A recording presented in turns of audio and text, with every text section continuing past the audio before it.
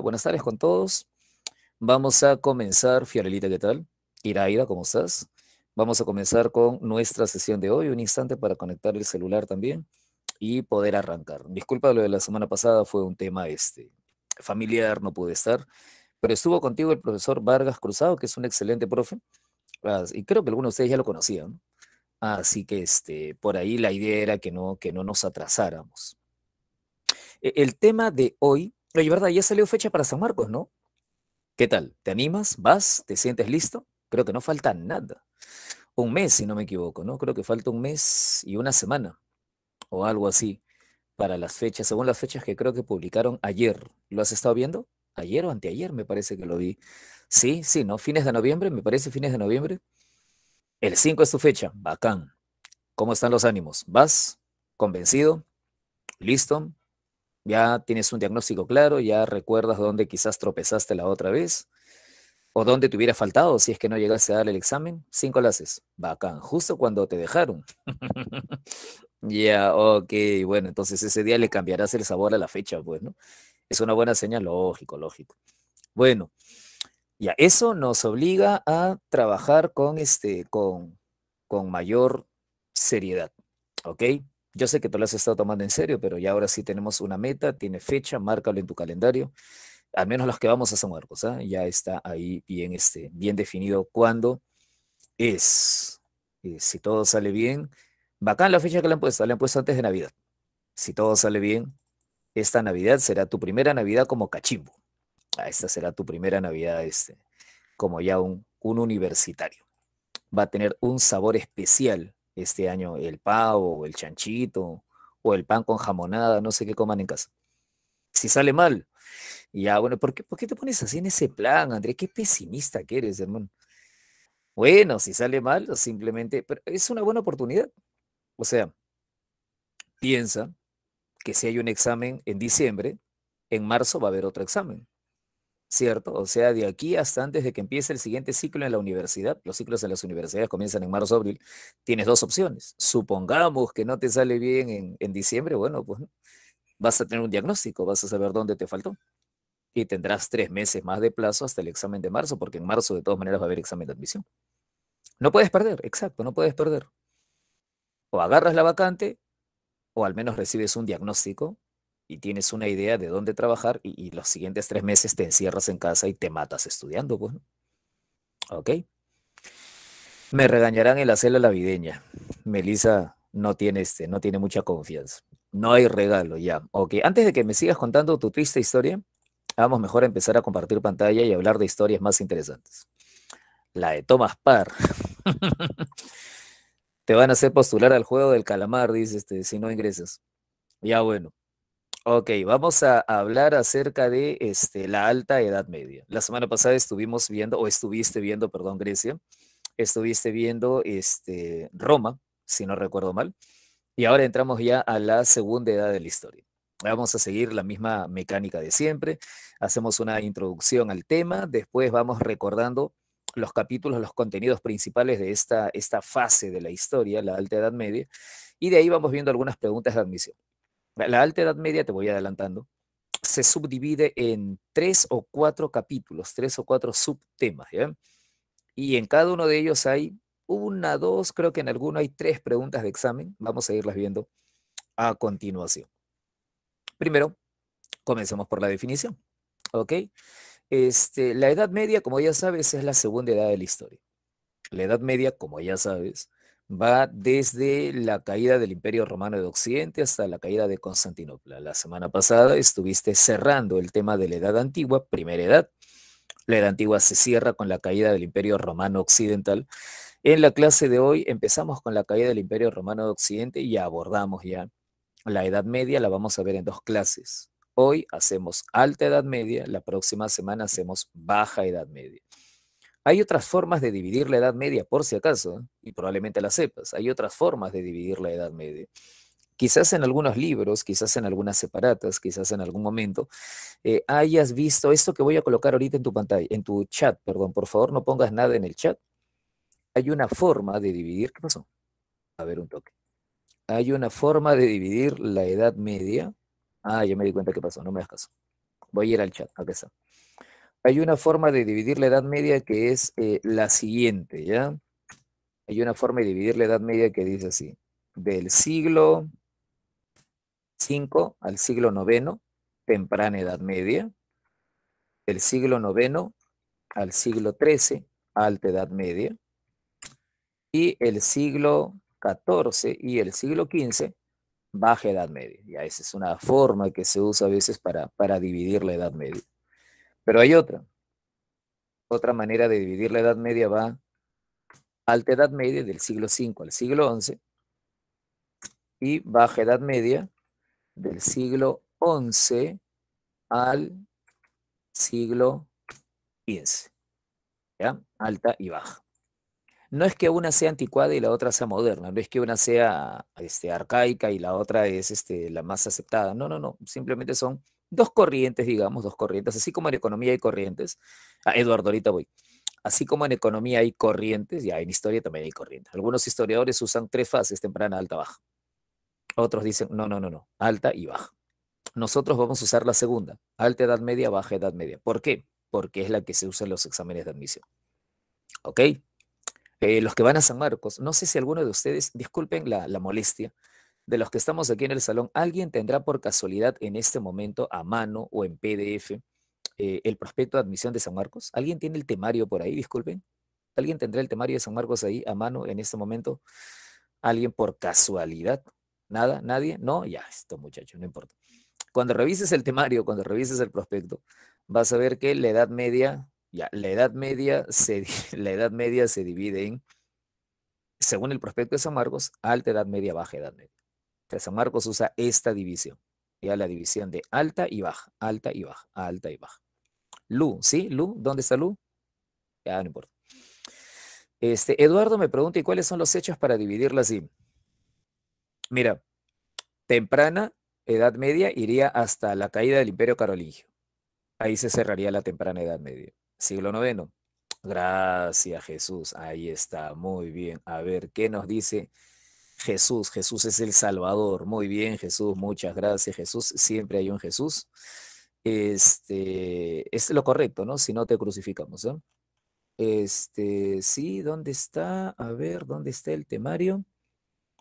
Ah, el temario está en ya debe estar por ahí. Bueno, si lo buscas y si alguna vez lo encuentras, y si lo encuentras, avísame. En alguna página, ya lo vi, ya lo vi, ya lo vi, ya lo vi. Lo de Historia Universal está en la página, me ligó de champazo. Está en la página, oye, no salen páginas acá. Bueno, ya. Ya lo vi, está en la página 99. Edad media está ahí en la página 99. En la página, gracias, Mauricio Ramón Mancilla, gracias, muy bien. Sí, pues, Eduardo. En la página 99 está. Alta edad media, baja edad media. Gracias, Andrea Alexis, gracias, Mauricio, gracias, Eduardo. Te digo por si acaso la pregunta, ¿eh? En la visión de temprana, alta y baja, temprana edad media sería hasta que cae el imperio de Carlomagno, alta edad media sería hasta que empieza la crisis del siglo XIV y baja edad media sería de ahí en adelante. En la visión de alta y baja edad media, la alta edad media llega hasta el año 1000, porque en el año 1000 comienza la reactivación económica, que vamos a ver la próxima semana. Entonces, en la visión de alta y baja edad media, la división es la reactivación económica, lo que tú conoces como el renacimiento urbano y comercial. ¿De acuerdo? Nosotros vamos a usar esa división, alta edad media, baja edad media. Y hoy el tema es alta edad media, ¿no? Y alta edad media, ¿qué vamos a ver? Bueno, vamos a ver lo que tienes aquí en la pantalla. La alta edad media es, mira tu pantalla, mira tu pantalla, mira tu pantalla, mira tu pantalla. Ya, eso es la alta edad media. Tú eres un alumno de semestral, repaso semestral, que es más fuerte todavía que ser un semestral. Así que me parece que no es mucho pedirte que reconozcas los temas que están en la pantalla. Henry, un ratito. Habla, Henry. Los temas que están en la pantalla en este momento, ¿los reconoces? No te pregunto si eres un experto, ¿ah? Porque probablemente haya cositas ahí que no manejamos. Pero habla. Los títulos, los subtítulos, ¿los manejas? ¿Los ubicas? ¿Los conoces? Sí, ya. Va acá, muy bien. Ya esa es la alta edad media. La Alta Edad Media es la etapa en la que cae el Imperio Romano de Occidente y sobre sus ruinas se van formando nuevos estados y esos estados, algunos duran mucho, otros no tanto, algunos caen, otros se expanden y a fines de la Alta Edad Media ya Europa va teniendo un poco el aspecto que tú le conoces. Habla, mira el final de la Alta Edad Media, mira el final de la Alta Edad Media. A estos tíos los conozco, ¿no? Eduardo Bernoulli, espérate. Eduardo, mira, a fines de la Alta Edad Media, a esos tíos ya los conoces, ¿sí o no? Inglaterra, Francia, Alemania, y a esos tíos sí los conozco. Ya, bacán. Oye, pero espérate. ¿Y los que estaban al inicio de los reinos bárbaros? Visigodo, ¿existe? Vándalo, ¿está ahorita en el mapa? Ostrogodo, ¿así? ¿Todavía hay? Francos, sajones, no. Ah, ya. Entonces, la Alta Edad Media es el momento de formación del mundo occidental. Ah, ya, pero no es lo mismo, señor Eduardo. Eduardo, entonces, ¿me entiendes? La Alta Edad Media es la etapa de formación del mundo occidental. Es la etapa de transición entre el imperio romano que tuviste la semana pasada y los países de la Europa moderna que tú conoces en la actualidad. ¿Cómo pasamos del imperio romano a Francia, Inglaterra, Alemania, Italia? Ah, ya, esa transición es la Alta Edad Media. ¿Ok? Cuando comienza la Alta Edad Media, el Imperio Romano Occidente está desapareciendo. Cuando termina, ya Europa tiene más o menos el panorama que tú le conoces. Francia, Inglaterra, Alemania y tal. Es la etapa de transición. Excelente, excelente, André. André, claro, claro, es una forma de decirlo. ¿Ok? Entonces, acontecimientos que tengo que ver aquí. André, la llegada de los bárbaros. No te preocupes, André, si nunca lo has entendido. Ahora lo vamos a explicar. Es sencillo. La Alta Edad Media es la llegada de pueblos que van a destruir el Imperio Romano de Occidente. Van a destruirlo y van a ocupar su lugar. Van a fundar nuevos reinos. Esos reinos, algunos duraron más que otros. En la línea de tiempo por ahí más o menos te da una idea. El reino vándalo no duró nada, hermano. El reino ostrogodo también fue fugaz. El reino visigodo duró un poquito más. El reino franco fue el más exitoso. Ah, ya, por ahí. Ahorita vamos. El reino franco fue el más exitoso y se convirtió en un imperio, el gran imperio de Carlomagno. Pero ese imperio no duró mucho. Terminó partiéndose, un pedazo es Francia, un pedazo es Alemania. De por ahí salió Italia también. Al norte, lejos, al fondo a la derecha, el reino de los sajones y los anglos. Ya de ahí va a salir Inglaterra. Ya a España no la busques. A España no la busques. Quizás ya sepas por qué no está. Si no sabes, después te cuento. La Alta Edad Media va a terminar con nuevas invasiones. Ya muy bien. Esa, esa es una de las cuestiones que siempre confunde a los postulantes en la Alta Edad Media. Ya acá te preguntan, nuevas invasiones.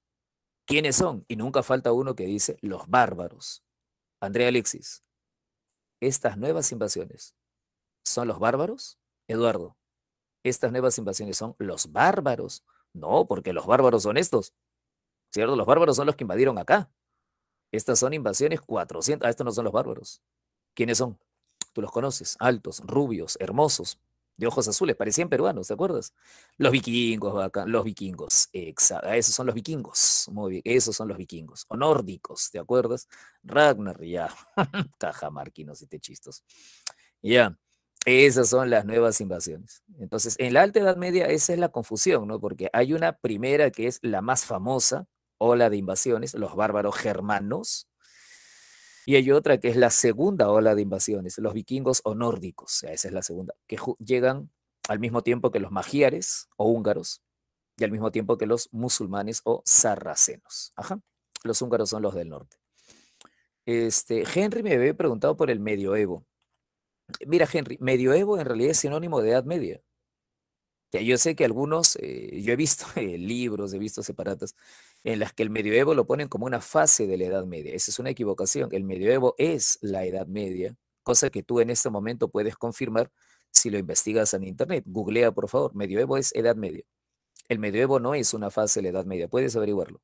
El medioevo es la Edad Media, ¿de acuerdo? He visto separatas en las que ponen temprana Edad Media, medioevo y baja Edad Media. No. Medioevo es la Edad Media en general. Lógico. ¿Ok? Bien.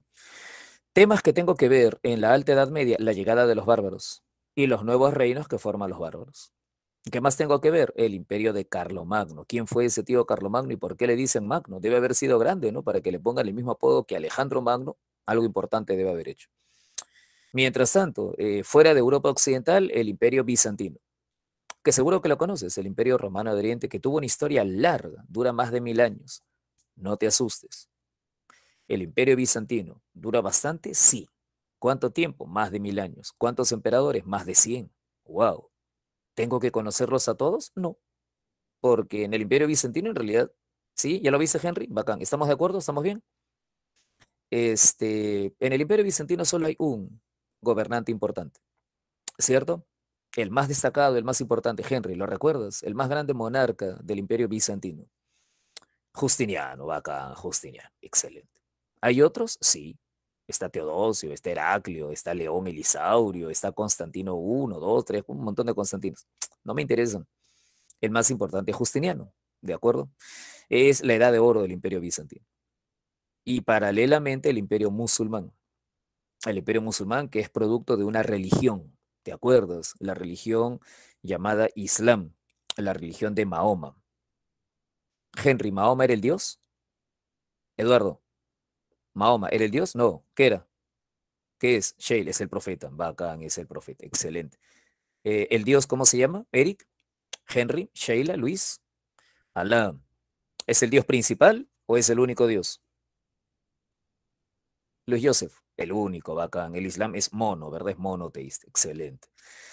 Entonces, ¿cuáles son los temas en los que yo me tengo que detener cuando estudio la Alta Edad Media? Tengo que hablar de la llegada de los bárbaros, tengo que comprender quiénes son, cómo vienen, de dónde vienen, cómo son los reinos que forman. Tengo que comprender cómo sobrevivió el Imperio Romano de Oriente y por qué es importante el Imperio Romano de Oriente. Y tengo que entender por qué le dicen bizantino. ¿Por qué mejor no le seguimos diciendo Imperio Romano de Oriente? ¿Por qué nos hacemos bolas y le cambiamos el nombre? ¿Hay alguna razón para cambiarle el nombre? Tengo que aparecer. Harley me dice por el imperio, por la capital, por la ciudad de Bizancio. Pero Harley, eso no explica nada, ¿no? ¿Por qué no lo seguimos llamando Imperio Romano? Habla, hermano. ¿Por qué nos complicamos la vida? Henry, ¿es una táctica de los historiadores para que no ingreses a la universidad? ¿Por qué añadir un nombre? ¿Por qué no seguir llamando Imperio Romano de Oriente? Por la ubicación, por la ubicación. No va por ahí. Si lo conoces. Es por la cultura. Ese Imperio Romano de Oriente no merece ser llamado romano, porque tuvieron una cultura con un sabor diferente. ¿No te acuerdas? Ahora te cuento, no te preocupes. Y tenemos que conocer el imperio. Ah, ya te acordaste. Ah, ya te acordaste, ¿te acuerdas? Ay, es que esos patas eran más que nada griegos. Esos patas eran más que nada griegos. Hablaban griego, ¿te acuerdas? No hablaban latín. Se llamaban Imperio Romano, pero no hablaban griego. No hablaban latín, perdón, hablaban griego más que nada. Entonces, por eso es que se le cambia el nombre. Por eso los historiadores le ponen otro nombre. No es por Bizancio, no es porque la ciudad se llame Bizancio. Además, la capital no se llamaba Bizancio. Habla. ¿En esta época no tenía otro nombre? Henry, Eduardo, André, en la Edad Media, ¿Bizancio no tenía otro nombre? Claro. En la Edad Media se llamaba Constantinopla. Para tal caso, póngale el nombre de Imperio Constantinopolitano, ¿o no? También podría hacerse, ¿o no? Entonces, no es porque la ciudad se llame Bizancio, es por la cultura. También, André. Temas de la Alta Edad Media, la llegada de los bárbaros, el imperio bizantino, el imperio musulmán y el imperio del tío Carlomagno. Ya eso es lo que vamos a estudiar a lo largo de la Alta Edad Media, va desde las invasiones bárbaras hasta las invasiones del siglo IX. ¿De acuerdo? Cuando termina la Alta Edad Media, en el mapa ahí está Francia, está Italia, está Inglaterra, está Alemania. ¿De acuerdo? Comencemos. Eduardo quiere hablar de los nórdicos, seguro se ha quedado emocionado con Ragnar. Ha estado viendo Game of Thrones. Eduardo Bernoulli Guerrero. Muy bien. No, no, allá, perdón. Bueno, entonces, ¿qué es? ¿Estás leyendo? El cantar. Caramba, mis respetos. Tenemos un hombre culto. Muy bien, muy bien, muy bien. Felicitaciones. Bacán. Este, punto uno, los bárbaros. La caída del Imperio Romano de Occidente. ¿Ya? ¿Qué es lo primero que hay que recordar? Lo primero que hay que recordar es cómo estaba el Imperio Romano. Aquí, el Imperio Romano estaba partido en dos, lo de verde occidente, lo de morado oriente. ¿Ok? El Imperio Romano, ¿te acuerdas quién había sido el último que gobernó en el Imperio unificado? ¿Quién es el último que gobernó en el Imperio completo? El emperador que cuando muere el imperio se divide entre sus hijos, Teodosio. Muy bien, Henry, muy bien, Adeline. Correcto. A la muerte de Teodosio, el imperio se divide así.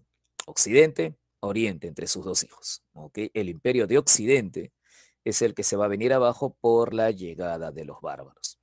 ¿Qué tengo que saber de los bárbaros? Uno, los bárbaros son vecinos del imperio romano, son los que ves acá. ¿Ya? Vándalos, anglos, sajones, frisones, francos, alamanes, burgundios, ostrogodos, visigodos, toda esa gente que ves aquí afuera. Ya, había otro tipo de bárbaros, claro, ¿no? También están los árabes, pero los árabes no nos interesan en este momento. También están los pueblos de África, esos no nos importan. Los que van a invadir el imperio romano son estos bárbaros de acá. Habla. ¿Qué nombre colectivo se le da a estos bárbaros? Los bárbaros de Europa Central, vecinos del imperio romano en la zona del Rin, en la zona del Danubio. ¿Qué nombre colectivo se le da a estos bárbaros visigodos? Muy bien, Henry, muy bien. A estos son los bárbaros germanos. Estos son los bárbaros germanos. Para no confundirlos con estos bárbaros, para no confundirlos con estos bárbaros. ¿Ok? ¿Quiénes invaden el Imperio Romano Occidente? Los bárbaros germanos. Pregunta, estos germanos que viven al lado del Imperio Romano, germanos y romanos, ¿ya se conocían antes de las invasiones? ¿Sí o no? Harley, Adeli, André. ¿Ya se conocen? Por supuesto que sí. Claro que sí, pues son vecinos, pues, ¿no? ¿Qué tipo de relaciones tenían? Comercio. Los romanos les vendían productos, los germanos les vendían productos. O relaciones religiosas. Roma se había hecho cristiana, ¿te acuerdas? Entonces, algunos cristianos romanos habían cruzado la frontera y le habían comenzado a predicar la religión cristiana a los bárbaros. Cuando invaden el imperio, algunos bárbaros ya son cristianos, ¿de acuerdo? Sí, ya, no vayas a pensar que Roma de pronto los ve llegar y dice, ¿de dónde salieron? Él los conocía hace rato, los conocía hace rato. A veces Roma los contrata, sí o no. Henry, algunos bárbaros entran al imperio romano traídos por los romanos, ¿sí o no? Claro, claro, claro. Algunos romanos iban y contrataban, ajá, para que pelearan. Muy bien, André, muy bien, André, muy bien, para que pelearan sus guerras. Eduardo me dice, ¿eran tipo pequeñas aldeas del imperio romano? Eduardo, no, los bárbaros eran vecinos, vecinos, están fuera del imperio, ¿ah? Tenían sus aldeas establecidas fuera del imperio romano. Dime, Eduardo, ¿qué pasa? Eduardo, activa tu micro, creo que sería más rápido por el micro. Hacían comercio, claro, claro, había comercio, intercambiaban, eso sí. Profe, profe, o sea, o sea, se diría que eran tipo, tipo pequeñas aldeas o tipo, por así decirlo, eran pueblos aledaños al Imperio Romano con Claro, los ajá, cuales ya hacían comercio, etcétera, etcétera. excelente. Entonces, ¿no vendría a ser Ajá. casi lo mismo? Claro, está bien, aldeas, pero sí, lo que quiero que tengas claro es que eran aldeas vecinas, ¿ah? Pueblos vecinos, no dentro del imperio, vecinos, fuera, fuera, fuera. Ah, obvio, Estamos de obvio. acuerdo en eso, ¿no? Sí, profe, sí, sí. Ya, bacán, Chévere, bacán, chévere. bacán. Ajá. Gracias. Más bien me gusta la palabra que has usado, aldeas. Los germanos no tenían una gran cultura urbana. Eran agricultores, pastores, seminómades. Aldeas Sí, así. profe, es Está que bien. es Ajá. obvio o sea, para que los romanos los contraten para guerras y todo eso, es obviamente que tienen que ser pueblos pequeños, ¿no? Exacto. No creo que Bacán. sean una civilización muy culturizada, que digamos. Muy buen punto, claro, bacán. Es un pueblo primitivo, ¿no? Y eso es algo que está asociado con el significado de la palabra barbarie, que ustedes conocen, ¿cierto? Bárbaro, o sea, primitivo, ¿no? Pueblo de una civilización tosca, ¿ok? Ya, esos son los bárbaros germanos, vecinos de Roma, a los cuales Roma a veces contrata como mercenarios para que peleen en las guerras. O por ejemplo, si algún caudillo, André Alexis Palomino Mozo, es un general romano, y André Alexis quiere tomar el poder, quiere dar un golpe de Estado, seguramente es peruano este André Alexis. Entonces necesita un ejército que lo ayude a tomar el poder. ¿Qué hace André? Va a la zona de los germanos y contrata a algunos germanos como guerreros. Exacto, exacto, exacto, lógico. Vas, contratas a algunos, les ofreces tierras o les prometes que cuando tomes el poder le darás tierras o les das dinero y con ellos entras para tomar el poder. Y entonces Eduardo Bernoulli, que es el emperador, al ver que viene André con sus guerreros germanos, Eduardo contrata a otros germanos para pelear contra André y sus guerreros germanos. En los últimos años de la historia de Roma, ves a los germanos caminando por Roma como si fuera su casa. ¿Y quiénes los han traído? Los propios romanos, que los están trayendo para que peleen sus guerras, para llegar al poder. Estos últimos años Roma es un caos. ¿Ok? Ahora, ¿qué debo saber de las invasiones bárbaras o de las invasiones de los germanos, como también les quieras decir? Los germanos son vecinos de Roma, se conocen desde ese tiempo, Roma a veces los contrata. La gran pregunta sería, ¿y por qué de pronto los germanos empiezan a presionar en la frontera del Imperio Romano? Seguro que te acuerdas de la respuesta. Habla. ¿Qué es lo que de pronto empuja a los germanos a migrar hacia el Imperio Romano? Los hunos. Muy bien, Henry, muy bien. Aquí. Los hunos, los hunos, los hunos. Este pueblo de los hunos, que también son bárbaros, pero no son germanos, es otro tipo de bárbaros. Son bárbaros de Asia Central. Los hunos de la familia de los mongoles, los hunos son los que empiezan a atacar, a avanzar sobre la tierra de los germanos. Eso obliga a los germanos a migrar hacia el Imperio Romano. ¿Ok? Resumimos. Roma sería invadida por los germanos, pueblos vecinos de Roma con los que los romanos tenían contacto desde hace tiempo. La presión de los hunos, un pueblo de Asia, es la que empuja a los germanos a migrar hacia el Imperio Romano.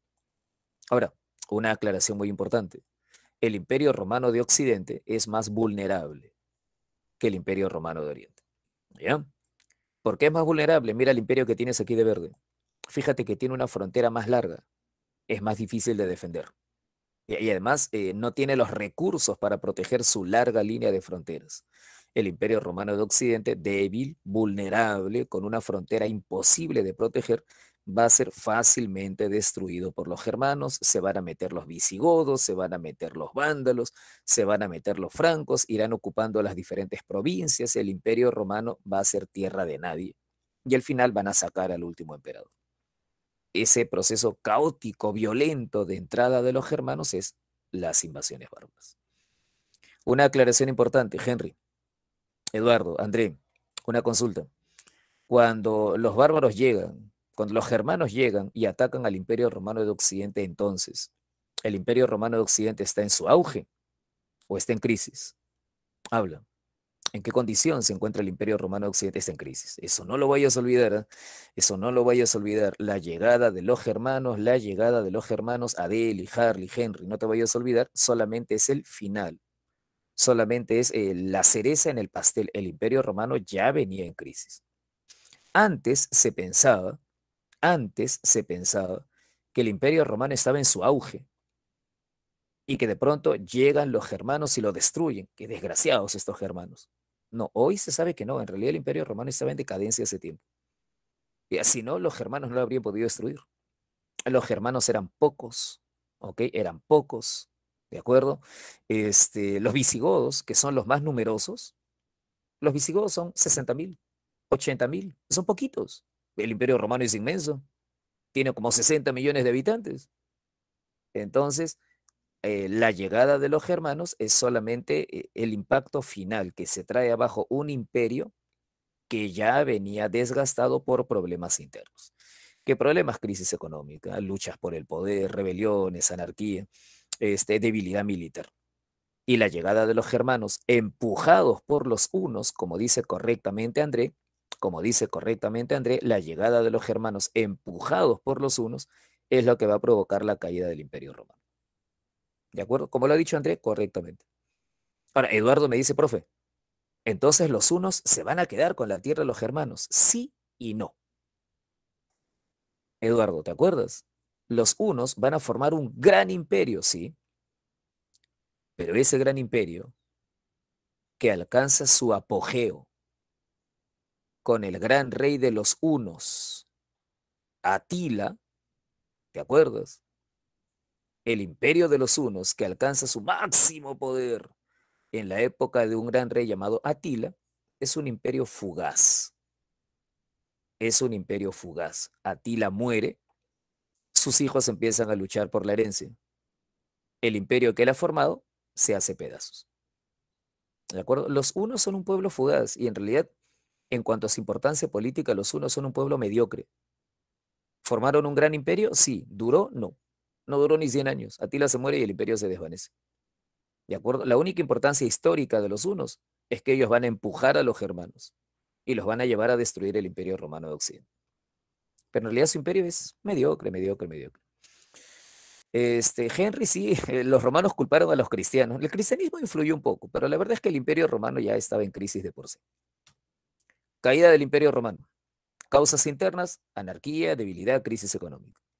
Causas externas, la llegada de los germanos. ¿De acuerdo? La llegada de los germanos que van ocupando tierras poco a poco, van tomando el control de las provincias de Occidente. ¿Quieres verlo en el mapa? Mira, en el año 395, este era el Imperio Romano, ya lo que tú acabas de ver hace un rato. Los germanos están afuera y este es el Imperio Romano de Occidente. Te dije, la frontera es larga. Los emperadores de Occidente no pueden defenderla. Se van metiendo unos, otros pueblos, van ocupando diferentes provincias. Míralo algunos años después. 80 años después, el Imperio de Occidente ya es un fantasma. Los francos ya se metieron por acá arriba. Sajones y anglos se han metido acá a Inglaterra. Los visigodos ya se asentaron acá como si esto fuera su casa. Los vándalos ya tomaron ese territorio. Los suevos ya tomaron eso de acá. El Imperio Romano de Occidente sigue existiendo, sí, pero ahorita es un fantasma. Ya no controla las tierras. El emperador de Occidente tiene el control de Italia y alguna otra región por ahí, pero después su poder es cada vez menor. Ya, por eso cuando te dicen en el año 476 cae el Imperio Romano de Occidente, recuérdalo. A esas alturas, el Imperio Romano de Occidente hace rato que ya no existía, porque sus tierras habían sido ocupadas fácilmente por los germanos, que ante la impotencia del emperador de Occidente habían ido asentándose como si nada. ¿Ok? Así es como se van formando los reinos germanos.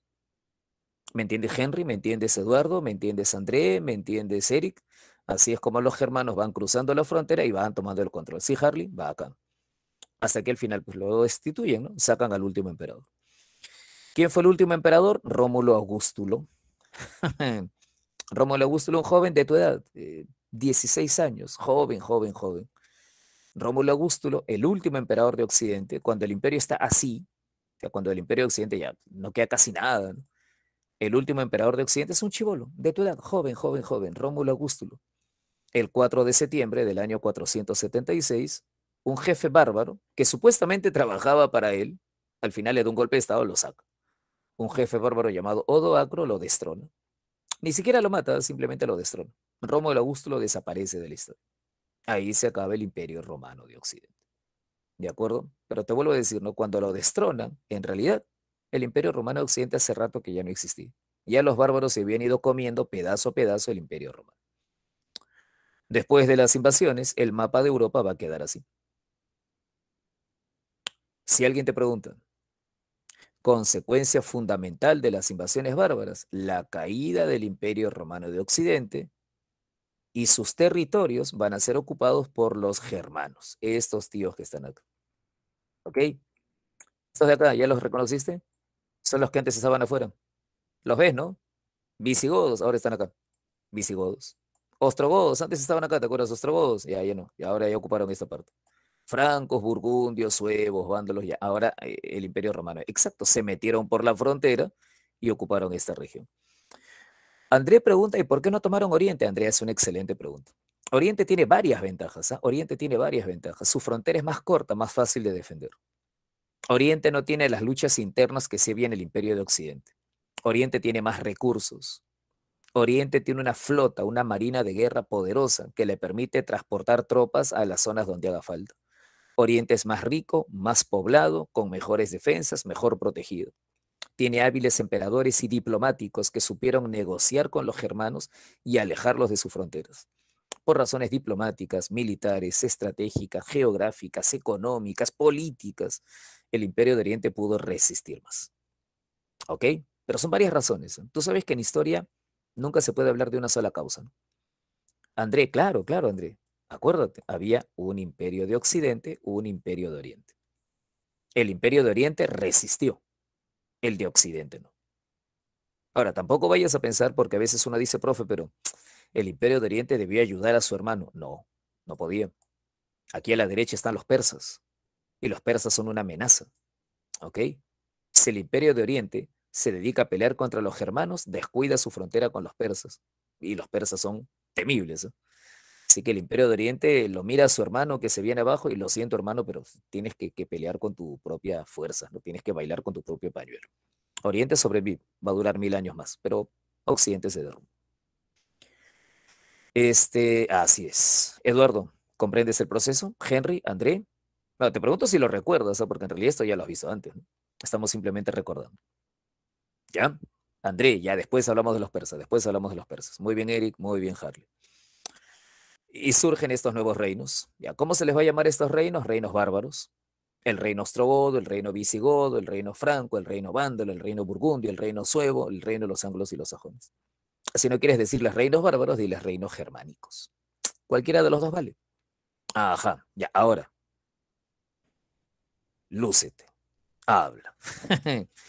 Eduardo, sí, pero es el único, ¿no? Franco, Francia, Anglos, Inglaterra, ya son los únicos, a los otros no, no tiene mucho que ver con el nombre. Eduardo, André, David, una consulta, David. Estos reinos bárbaros, ¿qué tan sólidos van a ser? ¿Qué tan estables van a ser? Habla. ¿Van a ser duraderos o efímeros? ¿Estables o inestables? ¿Organizados o caóticos? Poco, efímeros, fugaces, frágiles, mediocres. No te vayas a olvidar de eso. Exacto, bacán. Características que debo recordar de los reinos bárbaros. Tu compañero lo dijo hace un rato, ¿no? Creo que fuiste tú, Eduardo. Los germanos son pueblos incultos. No tienen una tradición administrativa, no tienen experiencia política. André, ¿tendrán códigos legales escritos o se rigen por las costumbres? David, ¿tendrán mecanismos de sucesión claros o se van a pelear por el poder? Eric, ¿tendrán una burocracia, funcionarios profesionales? ¿O estos patas le dan cargos a cualquiera que esté ilógico? No, este es un desastre, lógico. Ya los reinos germánicos son terribles, lógico, claro.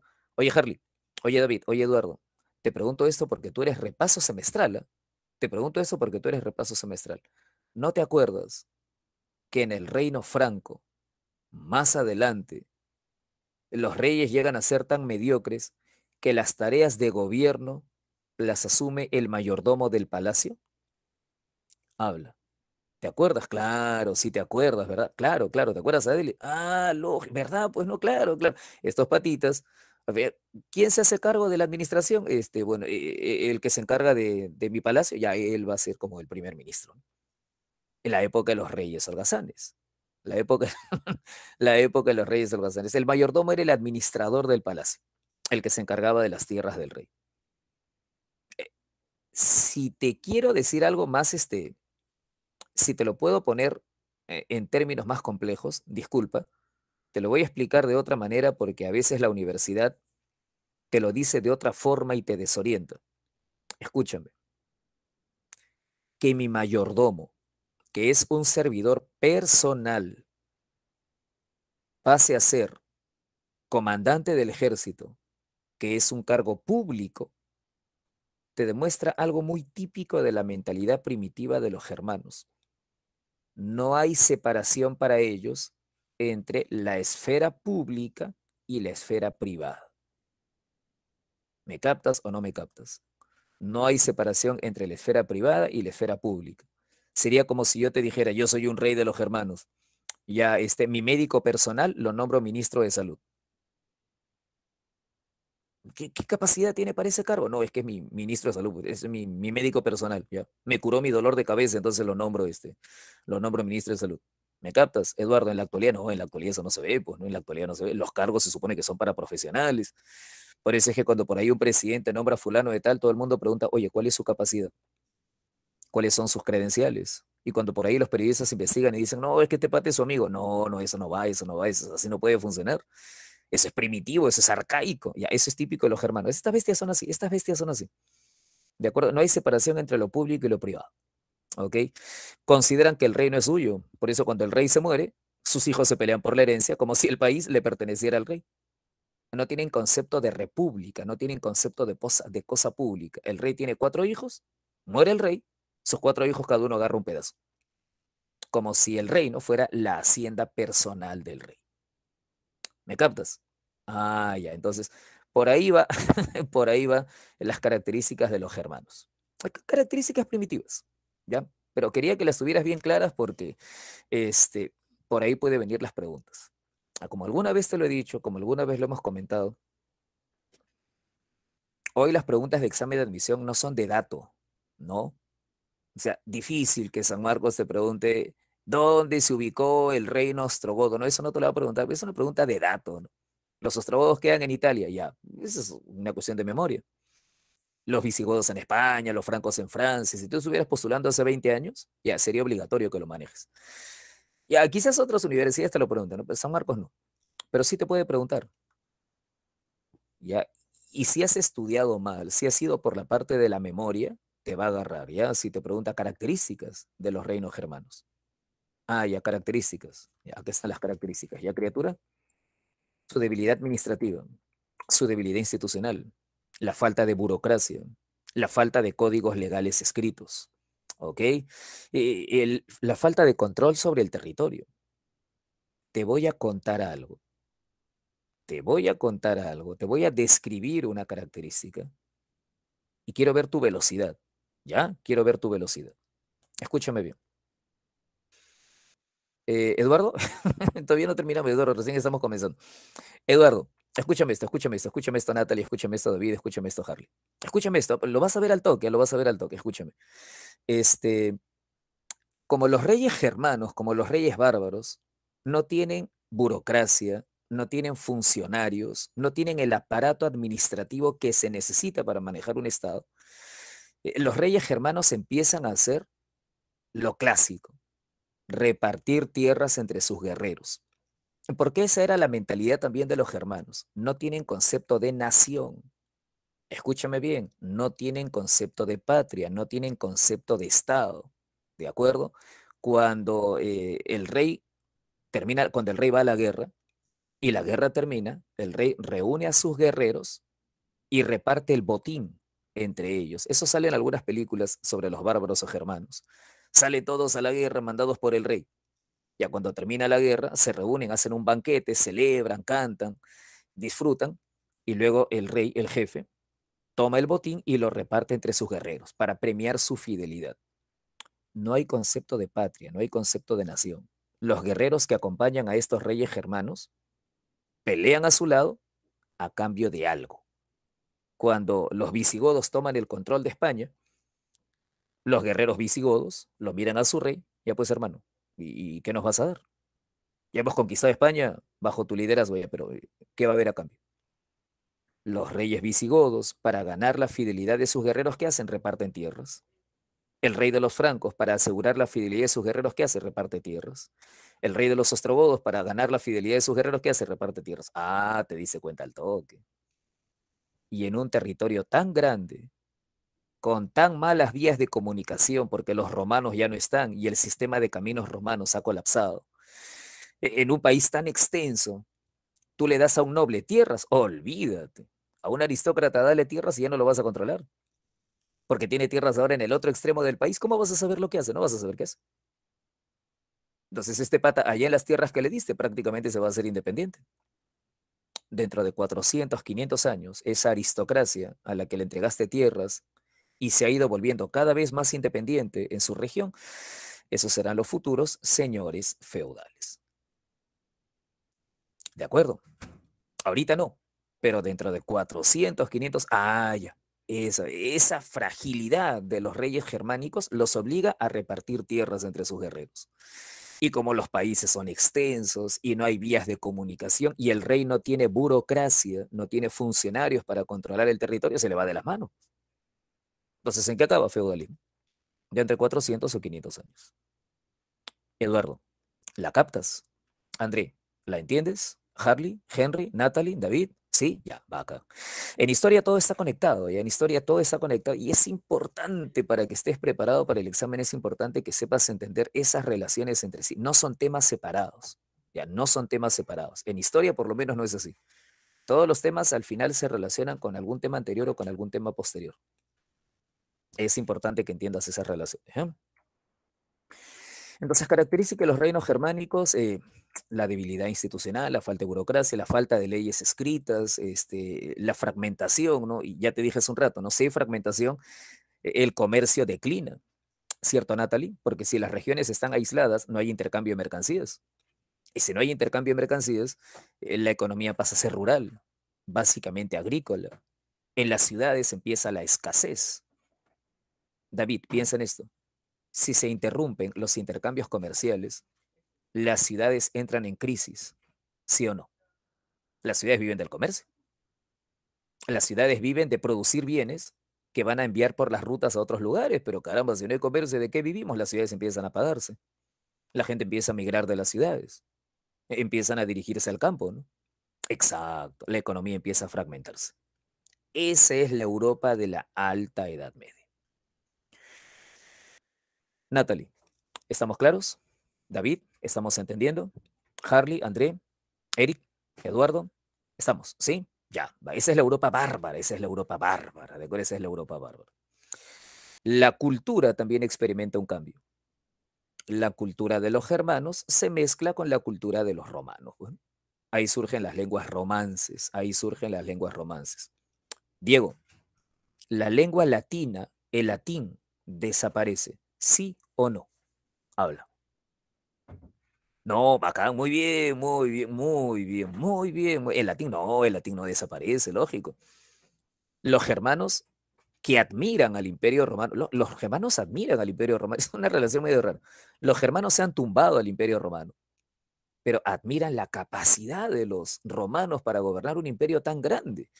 Entonces, la aristocracia germánica empieza a adoptar algunas costumbres romanas como el latín, por ejemplo.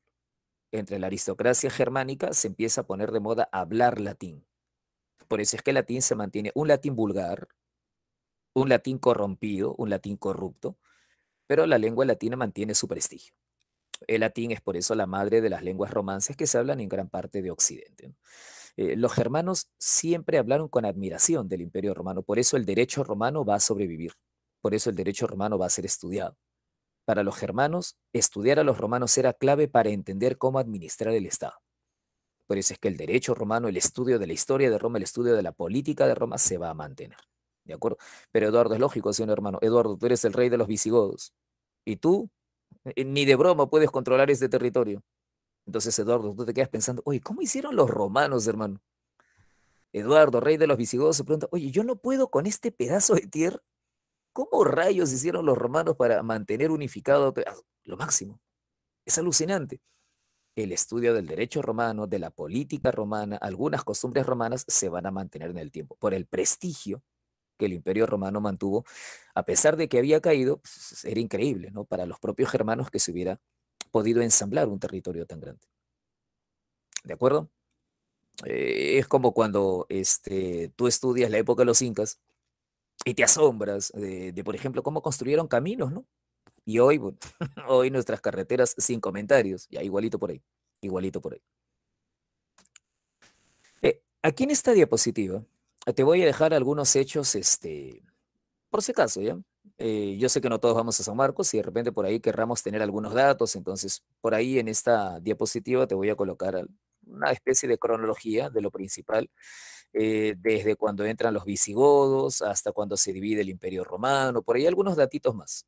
Esta parte es datos, esta parte es datos, esta parte es datos. Es para de repente los compañeros que quizás no van a San Marcos, quizás van a otra universidad o otra institución, para que puedan tener ahí la idea de quiénes son, por dónde entran, cuáles son los monarcas más importantes, las batallas más importantes, quiénes saquearon Roma, los visigodos, los vándalos, los hechos, por si acaso quieras tenerlos. Para los que vamos a San Marcos es más que nada la parte de comprensión de causas, de consecuencias, de características. ¿Ok? Ahora, si quieres una visión global del proceso que va a ocurrir en la Alta Edad Media en Europa, ahí tienes el proceso, ¿no? Región por región, ¿ya? España la van a ocupar los visigodos, pero luego se van a meter los musulmanes van a conquistar gran parte. En el norte quedarán algunas regiones no musulmanas, ya España queda partida en dos, musulmanes en el sur, reinos cristianos en el norte. En Inglaterra, anglos y sajones van a formar Inglaterra, ya en lo que hoy sería Inglaterra. En Italia van a estar los ostrogodos, de ahí llegan los lombardos, de ahí Carlomagno conquista gran parte de Italia. En la Galia se va a formar el reino franco, de ahí saldrá el imperio carolingio. En Germania el inicio había tribus, Carlomagno las va a conquistar. De ahí va a salir lo que hoy tú llamas Alemania, el Sacro Imperio Germánico. Y a esa línea de tiempo te la dejo por si acaso. ¿Qué te había dicho al inicio? La Alta Edad Media es una etapa de transición. Cuando comienza la Alta Edad Media estamos acá, los reinos germánicos. Cuando termina, Esto ya parece más o menos conocido. Francia, Inglaterra, Italia, Alemania. Ah, esa nota ya más o menos la conozco. Esa es la Alta Edad Media, la etapa de transición. ¿Ok? Eduardo, ¿todo en orden? David, dime Eduardo, ¿qué pasa? ¿Qué quisiera saber, Eduardo? Si ella te ama, yo te he puesto que no. Ah, el origen de los nombres. Ah, ya. ¿Qué nombres? ¿Visigodos? Ah, bueno, ya esos nombres tienen que... Algunas son denominaciones que les pusieron los romanos, ¿eh? Pero ya eso sería un poco más amplio de explicar. Ah, Italia. Ah, Italia era un nombre antiguo. Italia era un nombre antiguo, antiguo. Antes de los romanos ya había el nombre Itálicos, Italia. Preguntas. Vamos a las preguntas.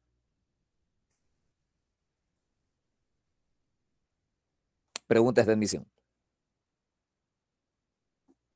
Con calma.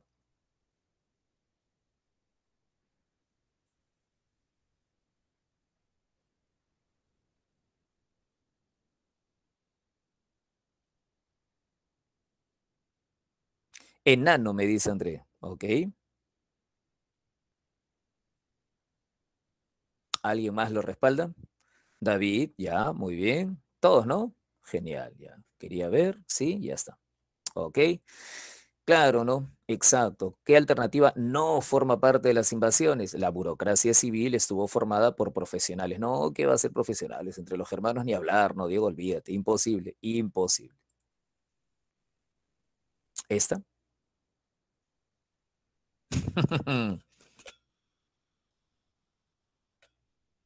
Hay notas, cuando un estado todavía es arcaico, ¿no? Cuando un estado es arcaico, los cargos públicos se reparten de acuerdo a favores privados. O sea, André es presidente del Perú. Entonces, como a André en la academia le gustaban las clases de historia, al profe de historia lo nombra ministro de Educación. ¿Por qué? Porque el profe me enseñó bien en la academia. No, pues no tiene nada que ver, pues, ¿no? Una cosa son cuestiones privadas y otra cosa son aspectos públicos, ¿cierto? ¿Te acuerdas? A ver, ¿cuál es la clave primero? Primero, avión, ¿sí? Avión. Bacán, bacán, bacán, bacán. Exacto, exacto. Muy bien, Linet. Muy bien, Eduardo. Muy bien, Harley. Muy bien, Diego. Muy bien, Eric. ¿Te acuerdas cuando en el cole te han contado, o aquí en la academia, no sé, la historia de Rasputín? ¿Te acuerdas? Cuando el zar de Rusia se va a la guerra y deja encargada a su esposa, y su esposa confía en su curandero, su médico brujo, su chamán, Rasputín. Y te acuerdas, en Rusia la clase media, los intelectuales, la burguesía, los nobles se indignan, ¿no? ¿Cómo es posible que Rusia se maneje así? ¿Qué méritos tiene la esposa del zar para gobernar? Y su chamán, ah, ya, ese es un estado arcaico, pues es un estado arcaico, ¿ok? Y eso era más escandaloso, ¿no? Porque era en pleno siglo XX, en plena Primera Guerra Mundial. Igualito eran los germanos. O sea, no separaban la esfera privada de la esfera pública, ¿ok? Sí, supuestamente Harley era un monje, una cosa por el estilo. Ahora nos toca hablar ya para hablar un poco de cosas más serias, porque los bárbaros, la verdad que eran una desgracia. Ahora nos toca hablar del Imperio Bizantino. A ver si te expliqué, no me acuerdo si te expliqué esto hace un rato. ¿El Imperio Romano de Oriente se llamaba Imperio Bizantino o los historiadores lo llaman Imperio Bizantino? Habla. Es un término. Ah, ya lo llaman. Muy bien, Eduardo. Muy bien, David. Muy bien, André. Bacán. Muy... Ya, eso debes tenerlo claro. Estos patas nunca se hicieron llamar Imperio Bizantino. Ellos hasta el final decían somos romanos. En realidad su cultura no era romana. Por eso le decimos Imperio Bizantino. ¿Ok? Datos que tengo que saber del Imperio Bizantino. Bueno, es el Mediterráneo Oriental, obviamente. El Imperio Romano de Oriente tenía como capital a Constantinopla o Bizancio, una ciudad ubicada entre dos continentes. Eduardo, si es una ciudad ubicada entre dos continentes, tiene una magnífica ubicación, ¿para qué actividad económica? Diego Luis, Harley, Eric, André, Constantinopla, entre dos continentes, comercio, lógico, muy bien Sheila, muy bien Harley, muy bien Mauricio, correcto, va a ser un gran foco comercial. ¿Te acuerdas? Constantinopla fue el gran enlace entre las rutas de Oriente y Europa Occidental. La ruta de la seda llegaba hasta Constantinopla. Llegaba seda, llegaba porcelana, especias, perfumes, alfombras, mercancías de Asia. Y la gente de Constantinopla las rebotaba, las revendía hacia Europa Occidental. ¿Vaca? Muy bien. Ese es el Imperio Bizantino. Gran eje comercial, capital Bizancio o Constantinopla. Cultura básicamente griega. ¿Por qué cultura básicamente griega? ¿Te acuerdas de la clase de la semana pasada? Mira acá, mira el Imperio Bizantino. ¿Te acuerdas que esta es la zona de Alejandro Magno? Henry, Eric, David. ¿Te acuerdas que esta es la parte que Alejandro Magno conquistó? Claro, pues esta es la parte que Alejandro Magno conquistó. Ah, con razón tenía cultura griega, pues no, claro, claro. Ah, esta es la zona que Alejandro englobó en su imperio. Por acá estaba Alejandría. Bueno, y varias Alejandrías, porque Alejandro fundó un montón de Alejandrías. Esta es Macedonia, esta es Grecia, este es el mar Egeo, esta es la zona donde vivieron los griegos, por acá había Polis, Alejandro conquistó toda esta región. Ah, por eso, pues. Los romanos después habían conquistado esta zona, pero los romanos nunca pudieron borrar la huella cultural griega. Esta zona siempre fue de cultura griega. Perú, Perú, así como aquí al Perú llegaron los españoles y conquistaron todo el Perú, pero hay zonas donde no pudieron borrar la cultura de los incas, en algunos lugares se mantiene hasta hoy, ¿o me equivoco? ¿Se sigue hablando quechua, creo, en algunos lugares? Me parece que lo he escuchado en algunos lugares, el quechua todavía, ¿sí, no? Claro, o hay otras etnias, correcto, Eduardo, claro que sí, claro. Y hay igualitas acá, igualitas acá. O sea, aquí, antes de que lleguen los romanos, aquí estuvieron los griegos. Así como en algunos lugares del Perú, antes de que lleguen los españoles, estuvieron los incas y la lengua se mantiene, aquí es igualita. Antes de que lleguen los españoles, los romanos, perdón, acá estuvieron los griegos y la lengua griega y la cultura griega se mantuvo siempre. Cuando cae el Imperio Romano, este Imperio Romano de Oriente, poco a poco va yéndose más hacia el lado de la cultura griega. Ese va a ser el Imperio Romano de Oriente. Una cultura básicamente griega. ¿Cuál era el otro nombre de los griegos? Diego Alonso. ¿Cuál era el otro nombre de los griegos? Helenos, bacán, ajá. Entonces puedo decir que en el Imperio Romano de Oriente prevaleció la cultura helenística. Sheila, si la universidad te pone eso en el examen, no te confunde, ¿no? Eric, habla. Si la universidad te dice el Imperio Bizantino era un imperio romano, pero con cultura predominantemente helenística, no, pues lógico, helenística porque pues, cultura griega, cultura griega. Por eso es importante, recontra importante que tengas claro por qué se le llama Imperio Bizantino. ¿Ya? Es una pregunta fundamental. ¿Por qué se le llama Imperio Bizantino? Para recalcar el carácter eminentemente griego de esta civilización. No es solo porque la capital se llame Bizancio, porque también se podría llamar, como te digo, Constantinopla, ¿no? ¿Por qué usamos el término bizantino? Porque Bizancio era el nombre griego de la capital. Y al llamarlo bizantino, tú estás recalcando, te estás recordando a ti mismo, le digo bizantino para recalcar que su cultura es griega.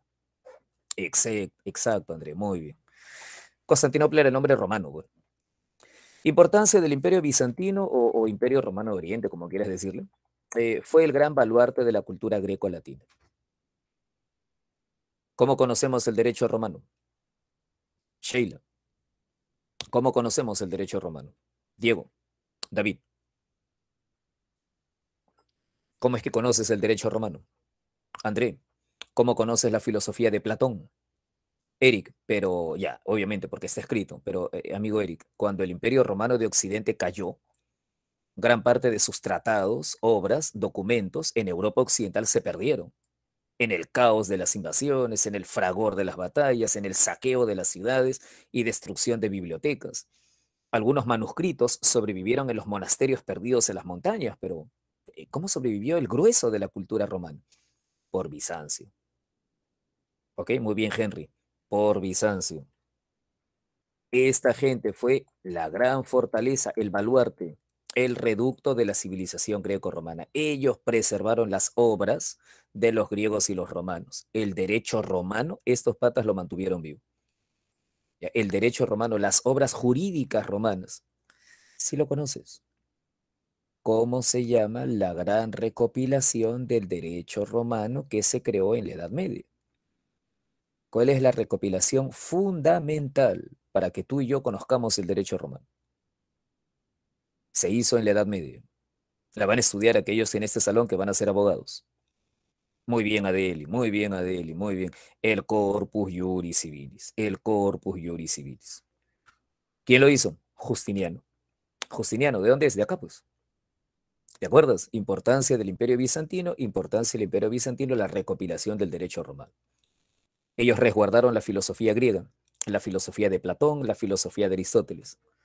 Las obras de Homero, las obras de Hesíodo, las obras de Eurípides, las obras de Ptolomeo, las obras de Jenofonte, las obras de los griegos, de los romanos también, ¿no? Virgilio, Horacio, esta gente fue eso, la gran biblioteca de la civilización clásica. Gracias a ellos, la cultura greco-romana llegó hasta nuestra época. ¿Cuánto dura el imperio? Más de 1000 años. ¿Ya? ¿Quién fue su emperador más grande? Él, Justiniano. ¿Qué hizo? Henry, el toque, mira el mapa. Mira el mapa de la izquierda, mira el mapa de la derecha. Adeli, ¿qué hizo Justiniano? ¿Es el mismo mapa? Ah, ya, máxima expansión. Muy bien, Mauricio, muy bien. Él conquistó Italia. ¿Te acuerdas? ¿Te das cuenta? Conquistó Italia. Conquistó el norte de África, un pedacito de España. O sea, trató de reconstruir el imperio romano. ¿Ok? ¿Qué más hizo? A la gente acá que ve novelas turcas, habla. Tú que andas pensando en qué pasó con Fatmagul. ¿Qué hizo Justiniano? Mira acá.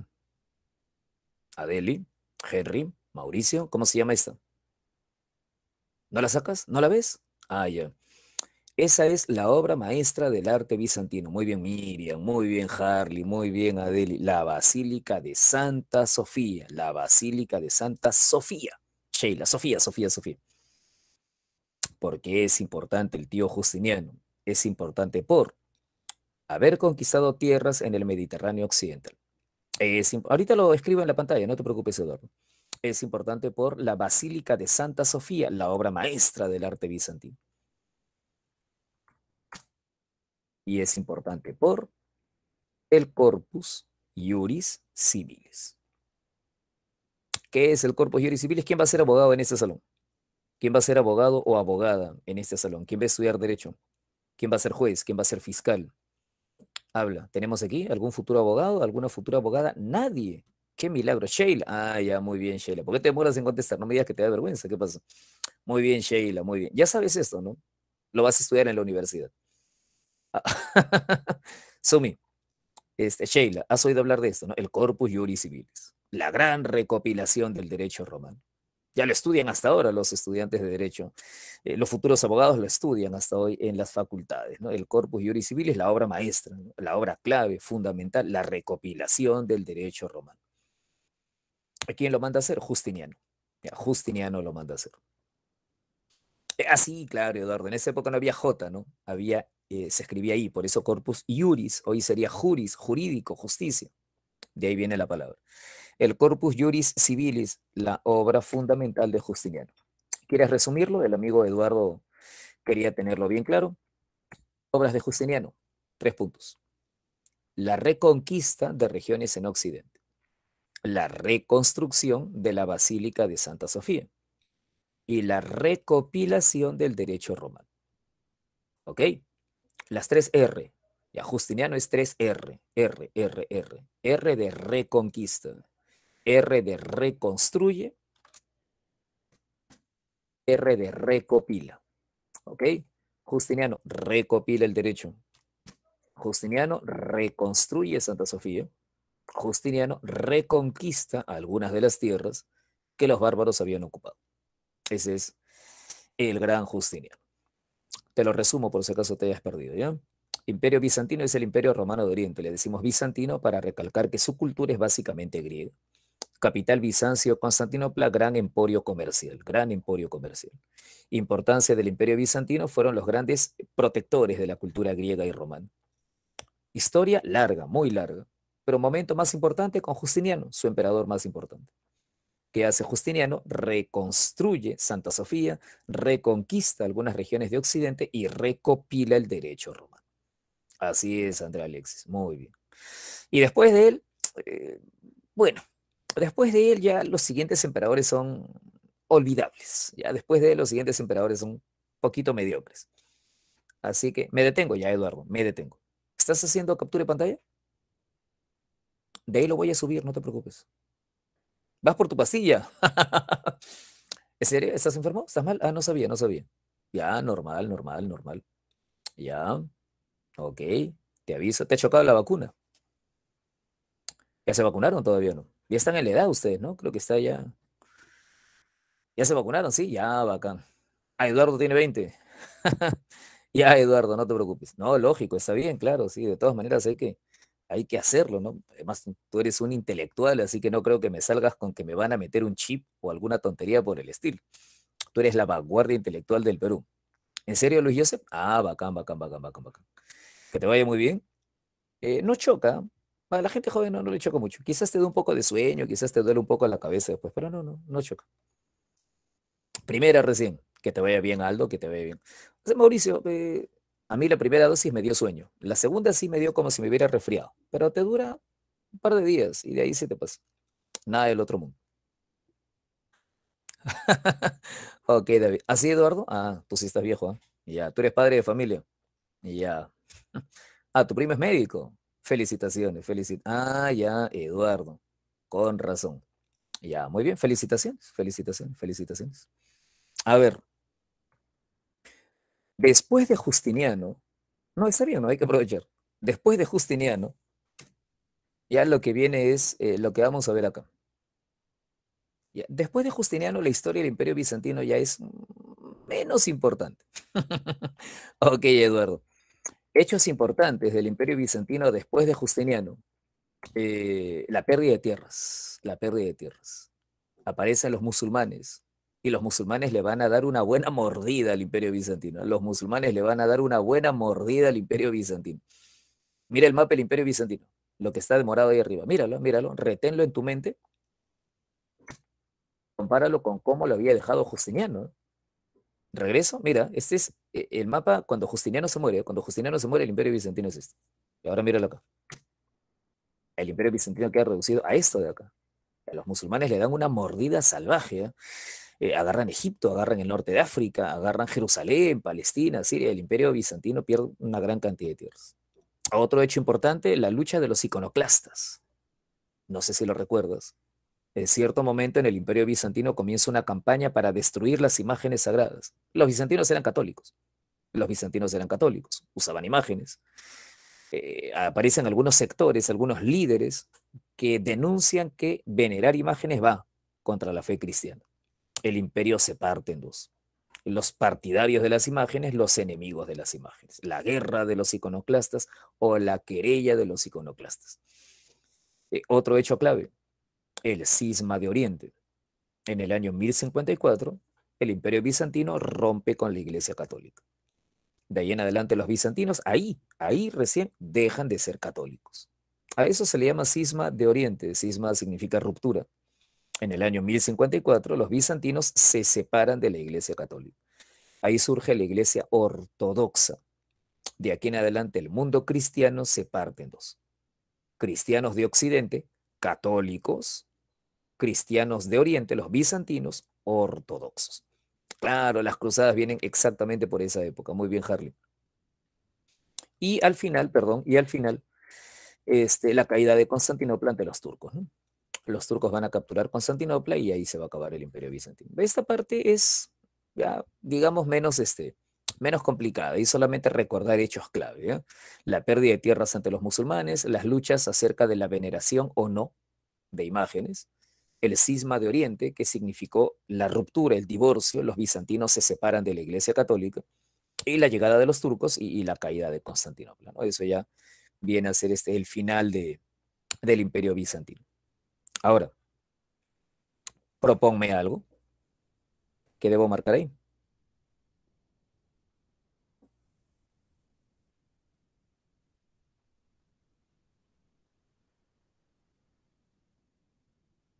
David, claro. Andrés dice barco, ¿seguro? A ver, la ruptura entre católicos y ortodoxos. Cuidado, cuidado, cuidado, cuidado, cuidado. La ruptura entre católicos y ortodoxos, esta. La ruptura entre católicos y ortodoxos. Ah, ya no. Esa nota es el cisma de Oriente. Cisma de Oriente, cisma de Oriente. Ajá. Imperio Bizantino. Mira esta. Imperio Bizantino. A ver, revísala con calma.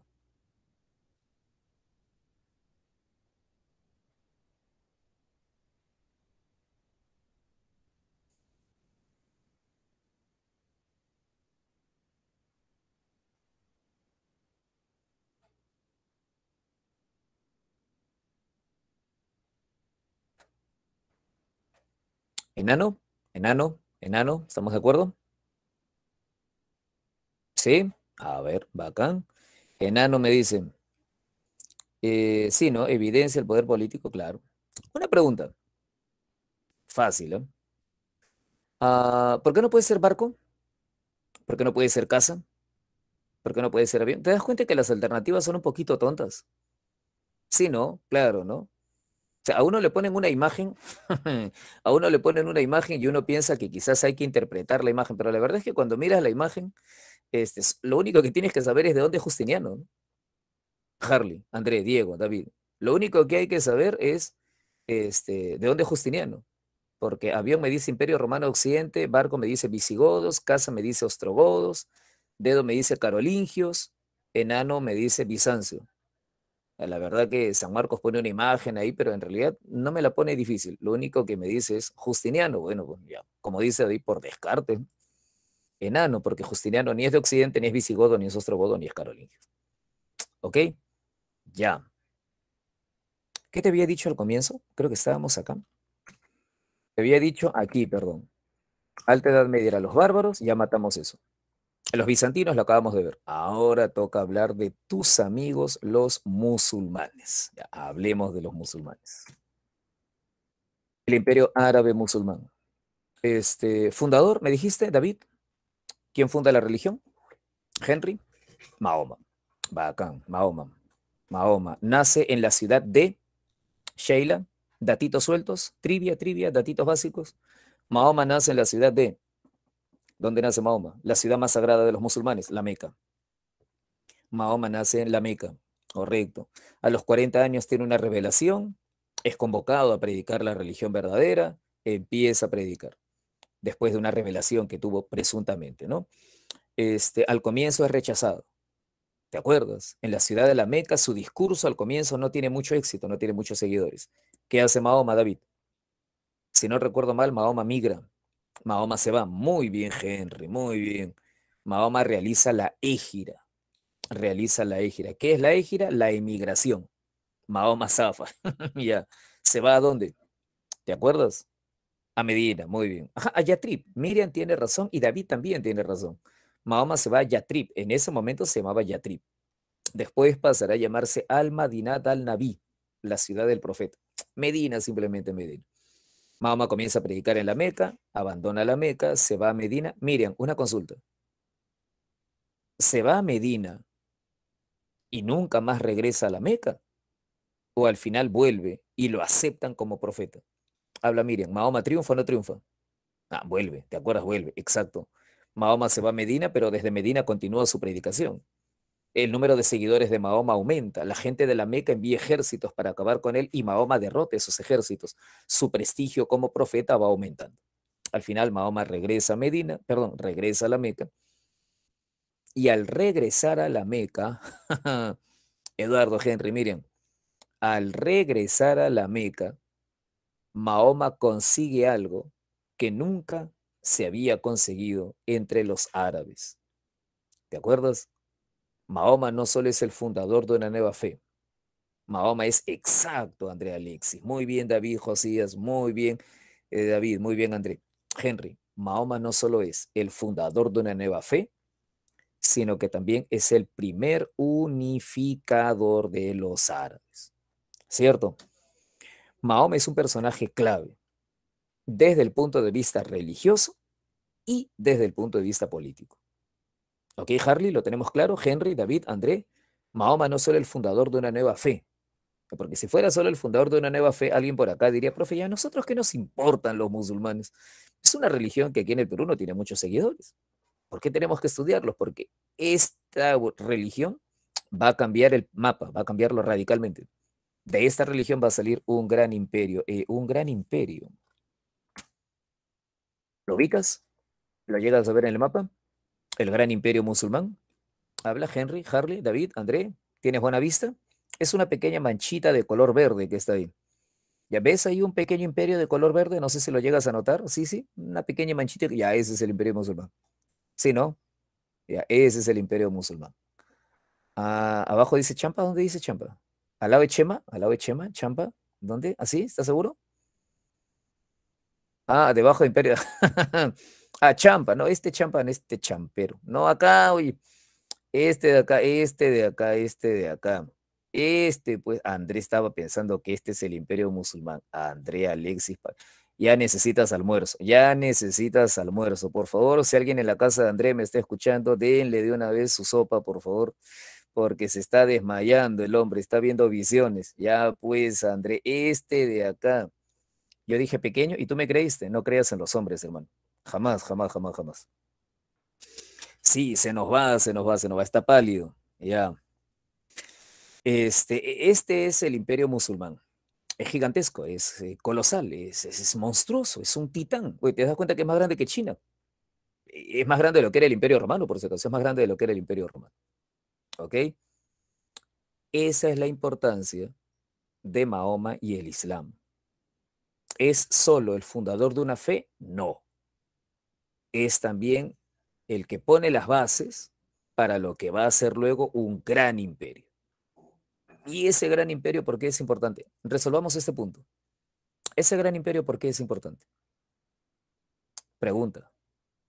El gran imperio musulmán, que llegaba desde China y la India hasta Europa Occidental. ¿Por qué es importante? Vamos, si te lo han explicado antes. André Alexis, ya. Pero hay algo más, André, hay algo más. André, ¿quiénes inventaron el papel? Henry, muy bien, estás por ahí. David, estás por ahí. ¿Quiénes inventaron el papel? Los chinos, excelente. El papel, por acá. La brújula, por acá. La pólvora, por acá. La imprenta, por acá. El número cero aquí en la India, ¿te acuerdas? El número cero aquí en la India. Ya, esos conocimientos de Asia, esos conocimientos de Oriente van a llegar a los musulmanes. Y los musulmanes de acá se los van a contar a los de acá. Y los de acá se los van a contar a los de acá. Y los de acá por acá. Y esos conocimientos irán circulando, circulando, circulando. Ya sabes a qué me voy a referir, ¿no? A Mauricio Ramón Mansilla. Bacán, bacán, bacán. El imperio musulmán es el puente. Henry, ¿te acuerdas?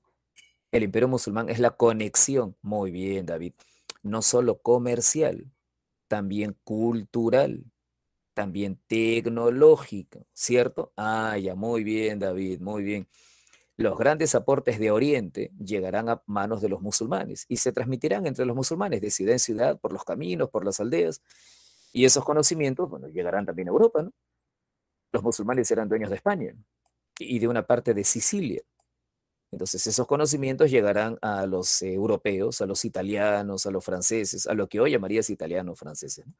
Esa es la trascendencia del imperio musulmán. Fue la gran conexión de la Edad Media entre las civilizaciones de Occidente y las civilizaciones de Oriente. ¿Quiénes estaban más avanzados en esa época? ¿Oriente u Occidente? Eduardo, ¿quién estaba por delante? ¿Asia o Europa? Oriente, lógico, Oriente, claro, Asia, de lejos, ¿no? De lejos, de lejos. Si en Europa estaban los bárbaros, ¿te acuerdas? Esos piojosos que mencionamos hace un rato. Claro, lógico, China, la India era otra dimensión, no era otra cosa. David, David, básicamente transmitieron los conocimientos de Oriente, Oriente, Oriente, China e India.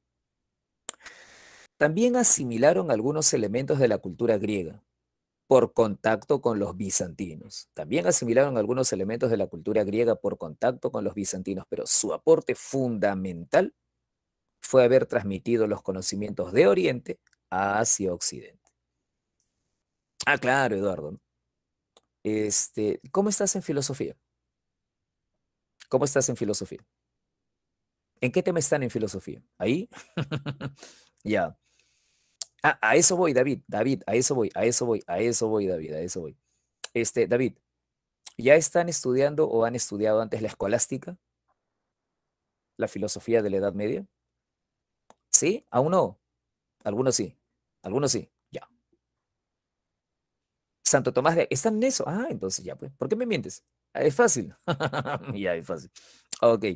Oye, Tomás de Aquino, bacán, Tomás de Aquino. Los filósofos de la escolástica, que trataban de, mediante la lógica, sustentar las doctrinas religiosas, las doctrinas de la fe católica. Los filósofos de la escolástica, este, en la obra de qué filósofo griego se apoyaban. Aristóteles, bacán. Muy bien. Así, al toque, así tiene que ser. Muy bien. Claro, claro, claro. Exacto, muy bien. En la época de la escolástica, Aristóteles era el filósofo fundamental. Pregunta. Ajá, ya. Pregunta, pregunta, pregunta. ¿Y la gente de Europa Occidental, esos tíos de acá? Bueno, Francia, Alemania, ¿no? Cuando ya se van formando. ¿Y cómo conocían la filosofía de Aristóteles? Oye, criatura. ¿Y cómo llegaron a conocer la filosofía de Aristóteles ellos?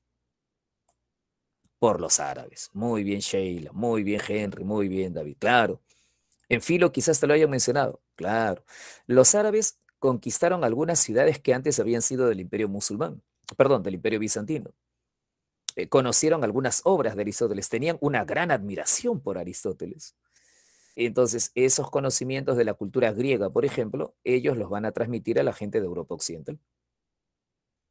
Y esos conocimientos de la filosofía aristotélica, cuando llegan a Europa Occidental, esos conocimientos de la filosofía aristotélica son los que van a poner las bases para la escolástica. Eduardo Bernoy Guerrero hace una excelente pregunta. Claro, claro, claro. Por eso es que cuando se habla de la obra de Aristóteles en la Edad Media, siempre hay que recordarlo. Las obras que se conocen en Europa Occidental de los griegos durante la Edad Media son traducciones de traducciones de traducciones. Por eso es que en la Edad Media las obras que conocen de los griegos no son las versiones originales, son traducciones que les han llegado mediante los árabes. Pero algo es algo. Es un conocimiento intermedio, pero algo es algo. ¿De acuerdo? ¿Ok? Trascendencia y el Imperio Musulmán. ¿Te parece si lo redondeamos? Trascendencia y el Imperio Musulmán fue el gran transmisor, Andrea Alexis, de conocimientos orientales. ¿De dónde? De China. ¿De dónde más? De la India. ¿De dónde más? De Persia. ¿Qué transmitieron? La pólvora, el papel, la brújula, la caña de azúcar, la imprenta, los molinos de viento, el número cero, las cifras indias, los cítricos, el cultivo del arroz. Todo eso llega a Occidente gracias a los musulmanes.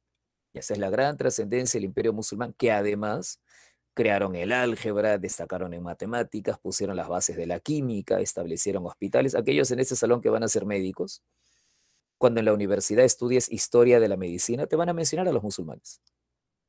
¿Sabías eso? Ellos crearon los primeros sanatorios mentales. Alguien aquí va a ser psiquiatra, alguien aquí va a ser psicólogo. Los musulmanes establecieron los primeros sanatorios mentales de la historia. ¿Ya? Rescataron la filosofía de Aristóteles que David nos estaba mencionando correctamente. Aquí está David. Fundaron ciudades, ¿no? El Cairo lo fundaron ellos. Bagdad no existía, ellos la fundaron. Granada, Córdoba, ellos la fundan. Es una civilización riquísima, muy importante, muy importante. ¿Eh? Ahora, antes de cerrar lo de los musulmanes, terminemos lo que te estaba diciendo por acá. Eso te lo expliqué de entrada, te lo he explicado al inicio para que luego no me estés preguntando por qué son importantes los musulmanes. Ya son importantes por eso. La obra de este señor llamado Mahoma puso las bases para este gran imperio y ese gran imperio va a ser la gran transmisión de Oriente hacia Occidente. Ahora, regreso acá. Ya, cuéntame qué sabes acerca de la religión musulmana. Me dijiste, ¿es mono o es poli? Ya, bajemos un poco la velocidad, hablemos de cosas más sencillas, es mono. ¿Su único Dios cómo se llama? Alá. Genial, muy bien. ¿Cómo se ve? ¿Qué apariencia tiene? Natalie, ¿a quién se parece? ¿Se parece a Diego? ¿Se parece a Mauricio? ¿Se parece a Eric? ¿Se parece a Harley? ¿Qué aspecto tiene? ¿Es rubio, moreno, pelirrojo? Se parece a Mahoma. Es humanoide. Es un homúnculo. No tiene apariencia. Alá es trascendental. Alá es trascendental. ¿Ok? ¿Qué significa eso? Trascendental significa que está más allá de lo que tus sentidos o tu imaginación puedan pensar. Por lo tanto, André, por lo tanto, por lo tanto, no se le debe, excelente, muy bien, Henry, por lo tanto, no se le debe representar. Ya los musulmanes tienen un sentido muy sagrado de la divinidad. Tomar a Dios y encerrarlo en una forma es faltar el respeto a su trascendencia. Dios es infinito, no puedes reducirlo a una forma. Por lo tanto, en esta religión no se veneran imágenes. ¿Te acuerdas? Ya, no, Eduardo, nada, nada, nada. Te matan. Bueno, hay musulmanes radicales y hay musulmanes tolerantes, ¿no? Como hay cristianos fanáticos y hay cristianos tolerantes. ¿Cuántos mandamientos fundamentales, David? ¿Cuántos son los pilares de la fe? ¿Cuántos son sus mandamientos clave? ¿Te acuerdas? Cinco, cinco, cinco, Eduardo, cinco, Harley, cinco, cinco, cinco. ¿Cuál es el más importante? El más importante es la fe. Solo hay un Dios, Alá. Su profeta, Mahoma, esa es la fe. Ok, esa es la fe, su mandamiento más importante. Después la oración, la limosna, probablemente los conozcas. ¿Cuántas veces debo rezar? ¿Cuántas veces al día debo rezar? Dos, no, cinco. Cinco veces al día. Cinco veces al día. La oración ritual, cinco veces al día. Cinco veces al día. Ajá. Su libro sagrado es el Corán. No pueden venerar imágenes. Hay un mes en el que no deben comer. Jesús, ¿te acuerdas? Hay un mes sagrado. No comen en ese mes. Ramadán. Ah, muy bien, Henry. Muy bien, Jesús. Muy bien, Sheila. Ramadán. Excelente. Deben dar limosna. Al hermano que lo necesite, deben dar limosna. Esa es la religión de los musulmanes. David, no comen de día. De noche sí pueden comer. De día no pueden comer. ¿Ok? Estos muchachos. Me escuchó toda la clase y nunca protestó, pero cuando le dije no comen, ahí sí se indignó el amigo David Josías. No, con mi estómago no te metas. Ya, muy bien. No, lógico. Eduardo, no seas así, Eduardo, porque eres así. Este, y van a formar este gran imperio de acá, que es el gran imperio musulmán. Pregunta, rápido, pregunta. Mahoma se muere. Deja a su pueblo unificado, pero se muere. ¿Quiénes van a gobernar después de él? Diego, David, André, muy bien. Los califas, excelente, muy bien, los califas. Ah, lo has escrito bien, nunca falta un enfermo que lo escribe con K y con H. Muy bien. Ya, tú no, felizmente, muy bien, ya, tú sí, ya, tú sí. Ya. Sí, también, también, también. Cuando muere Mahoma, deja a su pueblo unificado y ahí vienen pues las grandes guerras, ¿no? Las grandes guerras. Un imperio colosal, André, que llegaba desde la India y China hasta España, ¿no? Hasta Europa Occidental. Ya un imperio que desarrolló esa brillante civilización que hace un rato decías, y un imperio que es clave porque transmitió conocimientos. Ese va a ser el gran imperio musulmán. Si quieres ver las fases de su expansión, ahí las tienes. ¿Eh? Fase uno, lo que ves de verde oscuro, lo que Mahoma llegó a conquistar. Fase 2, verde un poco más claro, las conquistas de los primeros califas. Siguiente fase, los califas, lo que está de verde más pálido, la conquista de los califas omeyas, esos patas son los que conquistan España. Y en realidad casi conquistan, Eduardo, el reino franco también, pero el reino franco los derrota, ¿no? En la gran batalla de Poitiers o la gran batalla de Poitiers, los francos logran detener a los musulmanes. Ajá. Si no fuera así, los musulmanes se comían toda Europa. ¿No? Y luego los califas abasíes, ¿no? Y luego los califas abasíes, Eduardo, que conquistan Sicilia. Sicilia va a ser muy importante. Sicilia va a ser el contacto entre la cultura musulmana y la cultura europea.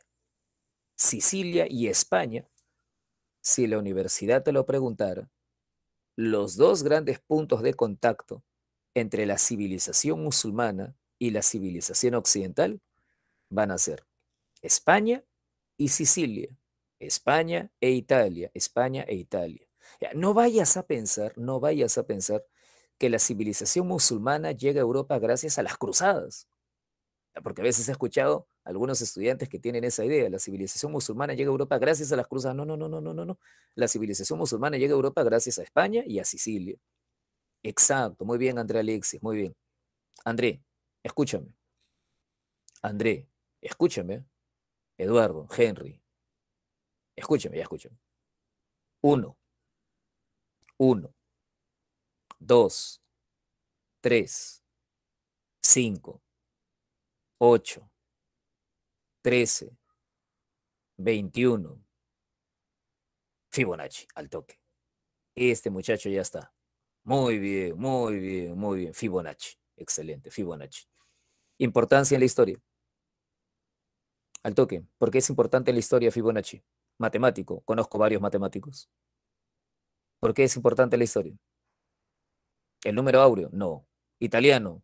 Estoy seguro que ha habido otros italianos en la historia. ¿Por qué es importante? ¿No te la sabes? Es clave. Fibonacci es el personaje, el matemático, que difunde los números árabes en Europa Occidental. Él es el personaje que difunde las cifras arábigas. Él es el que introduce las cifras arábigas en Europa Occidental. Exacto. Fibonacci es fundamental por eso.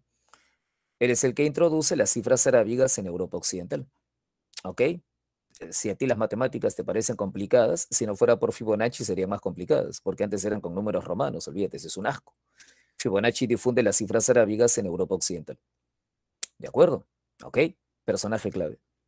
¿Y cómo así? Él conocía las cifras arábigas. ¿De dónde me dijiste que es? Ahora sí, Harley, ¿de dónde me dijiste que es? Fibonacci, italiano. Ah, ya. Ah, con razón, pues no, claro. Ah, por eso, pues ya. Con razón. Puntos de contacto entre la cultura musulmana y la cultura occidental. España, Italia, España, Sicilia. Ya, por eso quien va a introducir las cifras arábigas, un italiano que había estudiado matemáticas en las escuelas arábigas. ¿De acuerdo? Ya. Y te das cuenta de que eso además significa otra cosa. Oye, tío, eso significa que en las escuelas musulmanas, en el mundo musulmán, había tolerancia hacia los cristianos, ¿cierto? Porque si no, el tío Fibonacci no habría podido estudiar allá. Habla. Vamos. Profe, Dime, dime, dime, ¿puede dime, repetir dime. lo que dijo? ¿Puede repetir lo que dijo? ¿Lo que dije? Ya, Sí. ya. Dos cosas. Uno, te decía que el punto de contacto entre la civilización musulmana y la civilización occidental va a ser España y Sicilia. Y una demostración de eso es que el matemático que introduce en el mundo occidental las cifras arábigas es un matemático italiano, ¿ok? Como Fibonacci, el autor de la famosa sucesión, pero que en realidad es importante también porque él es el que, habiendo conocido las cifras arábigas, habiendo estado en contacto con los matemáticos árabes, Fibonacci es el que introduce en Europa Occidental el uso de las cifras arábigas que tú y yo utilizamos hasta ahora para sacar cuentas, ¿no? Para hacer matemáticas. Esa es la trascendencia de Fibonacci, matemático italiano, para demostrar, para confirmar, para recordar que es Italia una de las grandes vías de transmisión de la civilización musulmana. Y eso de paso, ¿qué demuestra? De paso demuestra que en las ciudades musulmanas podían encontrarse sin problemas musulmanes, cristianos, judíos. Fue una de las claves de la brillante civilización musulmana. Una de las claves de la brillantez de la civilización islámica es que había tolerancia. En algunos lugares, no en algunos lugares. Cristianos, judíos, musulmanes, bacán, se encontraban, intercambiaban conocimientos. ¿De acuerdo? Ya, hoy tienen otra imagen, ¿no? Hoy los musulmanes tienen fama de ser medio intolerantes. No todos, ¿no? Pero algunos tienen esa imagen. Pero en esa época no. O sea, cuando los musulmanes conquistaban un territorio donde había cristianos, normal, no se hacían faltas. Los cristianos podían mantener su religión, con la única regla de que pagaran un impuesto extra.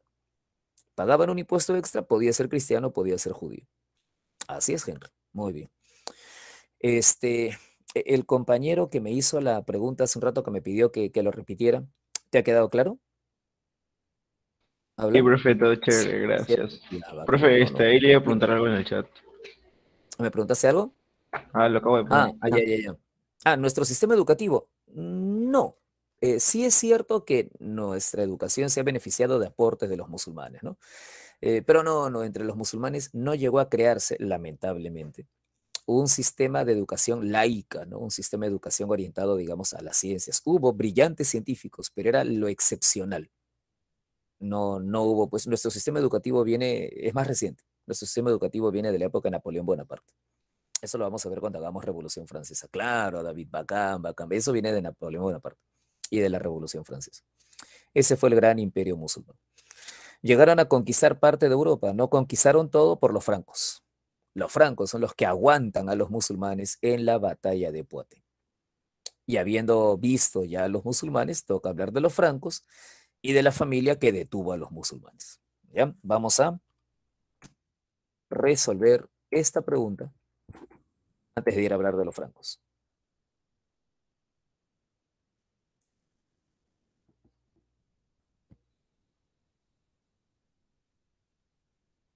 ¿Ya lo conoces?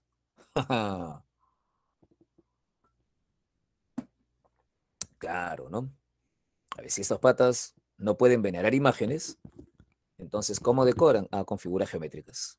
¿Ya? Con figuras geométricas. Ya decoran sus templos, decoran sus mezquitas con líneas curvas o líneas quebradas o triángulos o polígonos o figuras geométricas que se entremezclan, que se entrecruzan, pero no, no pueden incorporar imágenes ni de animales ni de humanos. Está totalmente prohibido. En ese sentido son bastante estrictos en esto. Y para terminar, toca hablar del Imperio Carolingio. Nosotros dijimos al comienzo de la clase que los reinos bárbaros, los reinos francos, eran reinos con una administración. Los vikingos. A ver, Eduardo Bernoy, ¿dónde estás? Acá. Los vikingos aparecen, como verás, después del imperio de Carlomagno. ¿De acuerdo? Entonces, primero toca hablar del imperio Carlomagno. De eso hoy creo que los tocaremos la próxima semana, porque las invasiones de los vikingos son la base para el feudalismo. Y la próxima semana el tema del feudalismo. Nosotros habíamos dicho al comienzo, y aquí quisieras, nosotros habíamos dicho al inicio que en los reinos bárbaros, la administración era bastante primitiva, ¿no? Y que a menudo los reyes otorgaban funciones públicas a sus consejeros privados. Y te pusimos el ejemplo de los mayordomos. En el reino franco, los reyes son mediocres y sus mayordomos se acaban haciendo cargo de la administración. Ya, eso es lo que nos va a llevar al imperio carolingio. Los mayordomos del reino franco van adquiriendo cada vez más importancia, van asumiendo las funciones de los reyes, hasta que en cierto momento los mayordomos toman el poder y sacan a los reyes y se proclaman reyes ellos a sí mismos. Ese va a ser el origen del imperio carolingio. ¿Qué debo saber del imperio carolingio? ¿Cómo surge este imperio? Es el reino franco, es el reino franco. ¿Te acuerdas? Los mayordomos carolingios habían ido tomando el poder de los reyes. Los reyes se llamaban merovingios, pero la historia les dice reyes holgazanes.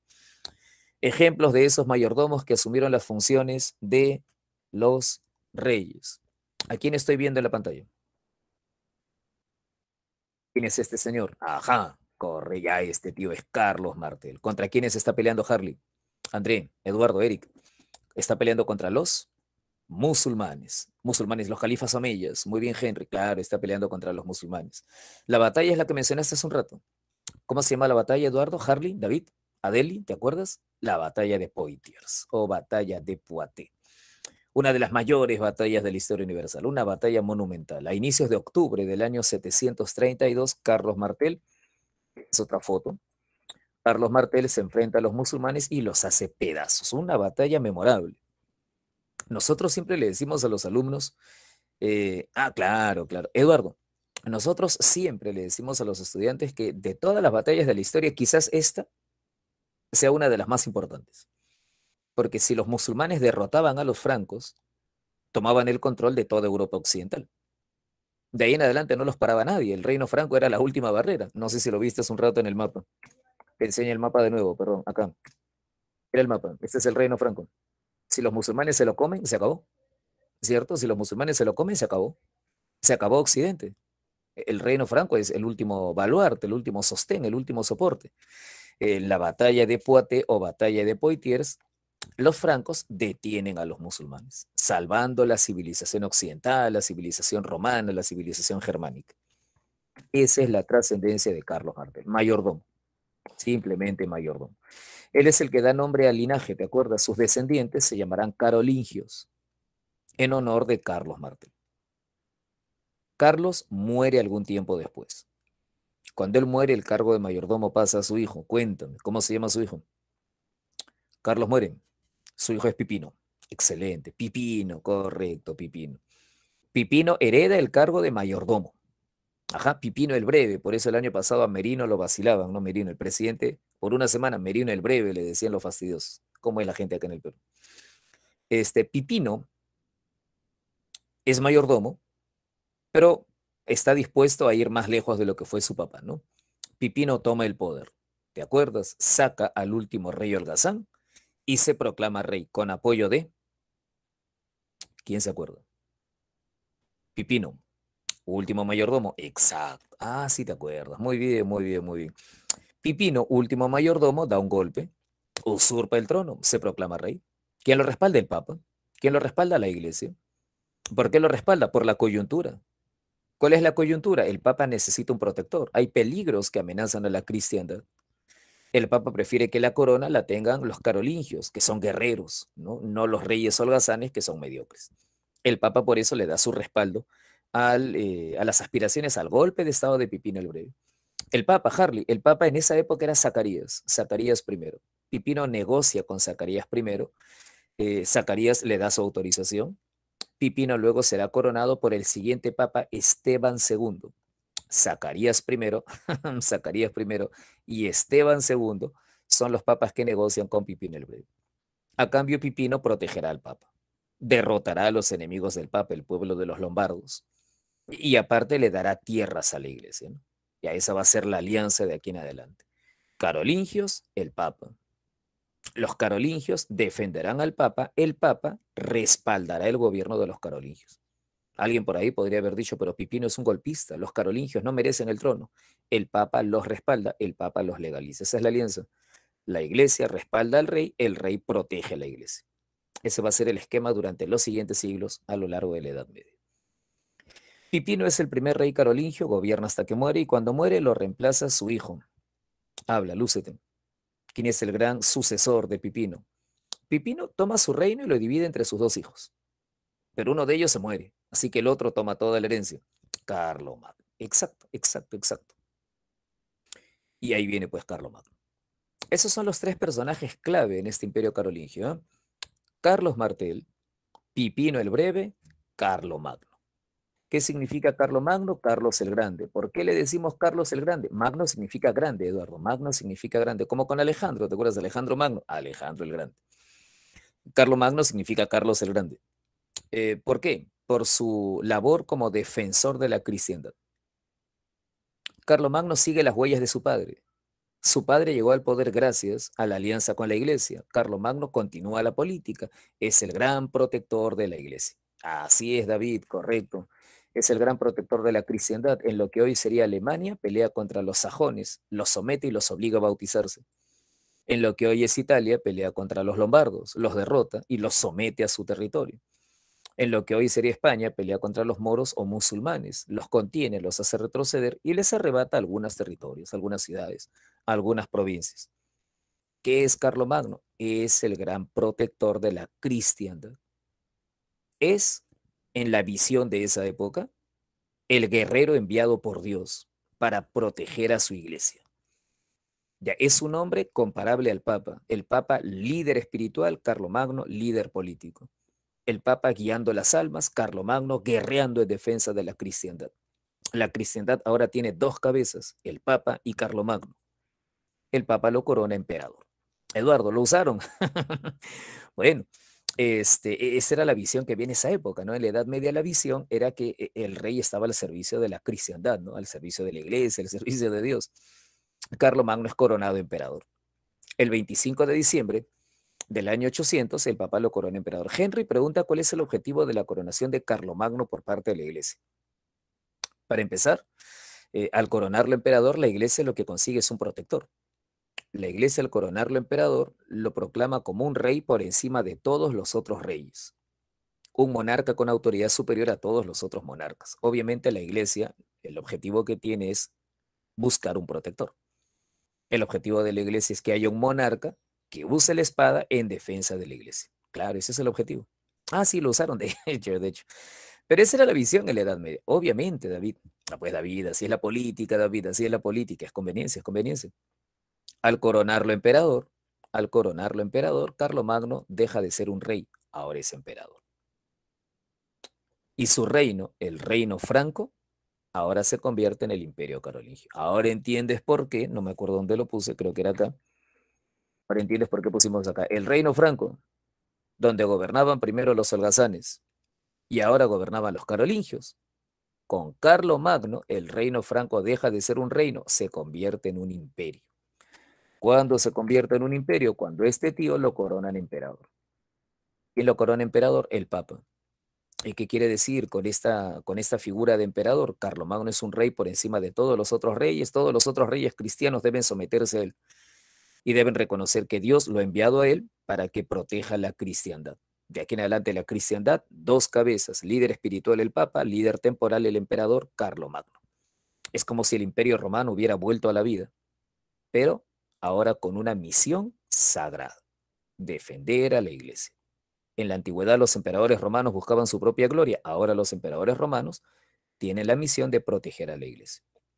Por eso comenzará a usarse la expresión Sacro Imperio Romano. ¿De acuerdo? El Sacro Imperio Romano. El Sacro Imperio Romano. El Imperio Romano resucitado para la protección de la iglesia. Ese es el gran Carlomagno. Bueno, ¿qué más debo saber de ese imperio? El imperio de Carlomagno abarcaba una gran cantidad de territorios. Carlomagno lo divide en provincias, ducados, marcas, condados, provincias de los duques, de los marqueses, de los condes. Carlomagno envía inspectores que recorren el imperio, a los Missi Dominici. Carlomagno impulsa la educación católica en las catedrales, en las parroquias, en los monasterios. Carlomagno sabe que en su imperio hay diferentes pueblos. ¿Cómo lo mantengo unido el imperio? La religión. El catolicismo va a ser clave en el imperio de Carlomagno.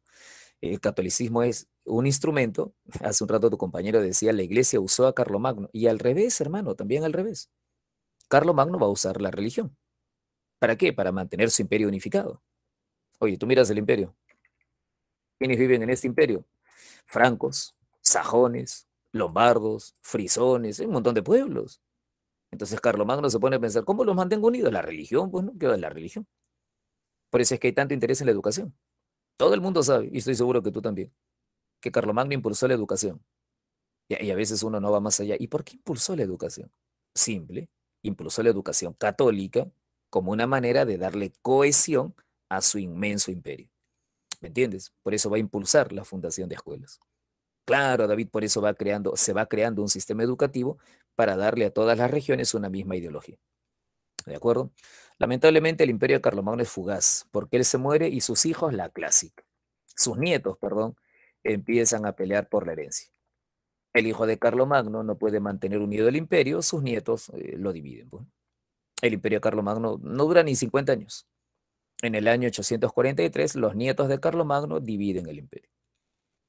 Y esa época en la que se divide el imperio y aparecen tres reinos débiles, es también la época en la que nuevos invasores aparecen en el horizonte. Habla, mira la pantalla, David, Eduardo, tú que estabas obsesionado con esta gente, ya, Eduardo, ¿quién es? Habla, ¿quién es? ¿Quién es? ¿Quién es? Eso lo hablamos. Ya, Eduardo quiere una clase dedicada a los vikingos. Ya, ahí están los vikingos. Ahí están los vikingos. ¿Ok? Listo. Hasta ahí nos quedamos. Ya estamos justo en la hora. La próxima semana la cerramos. Vayan muchachos a su siguiente clase o a almorzar. No sé qué tienen que hacer ahorita, pero ya lo nuestro se acabó aquí. Gracias, cuídense. Hasta luego, hasta luego, hasta luego. Gracias, cuídense. Nos vemos, nos vemos. Hasta ahí nomás. Gracias, gracias a ustedes. Nos vemos la próxima semana de feudalismo. Venga repasando. Venga repasando. Nos vemos. Hasta luego. Gracias. Chao, chao. Gracias, David. Nos vemos, nos vemos. Chao. Almorzar.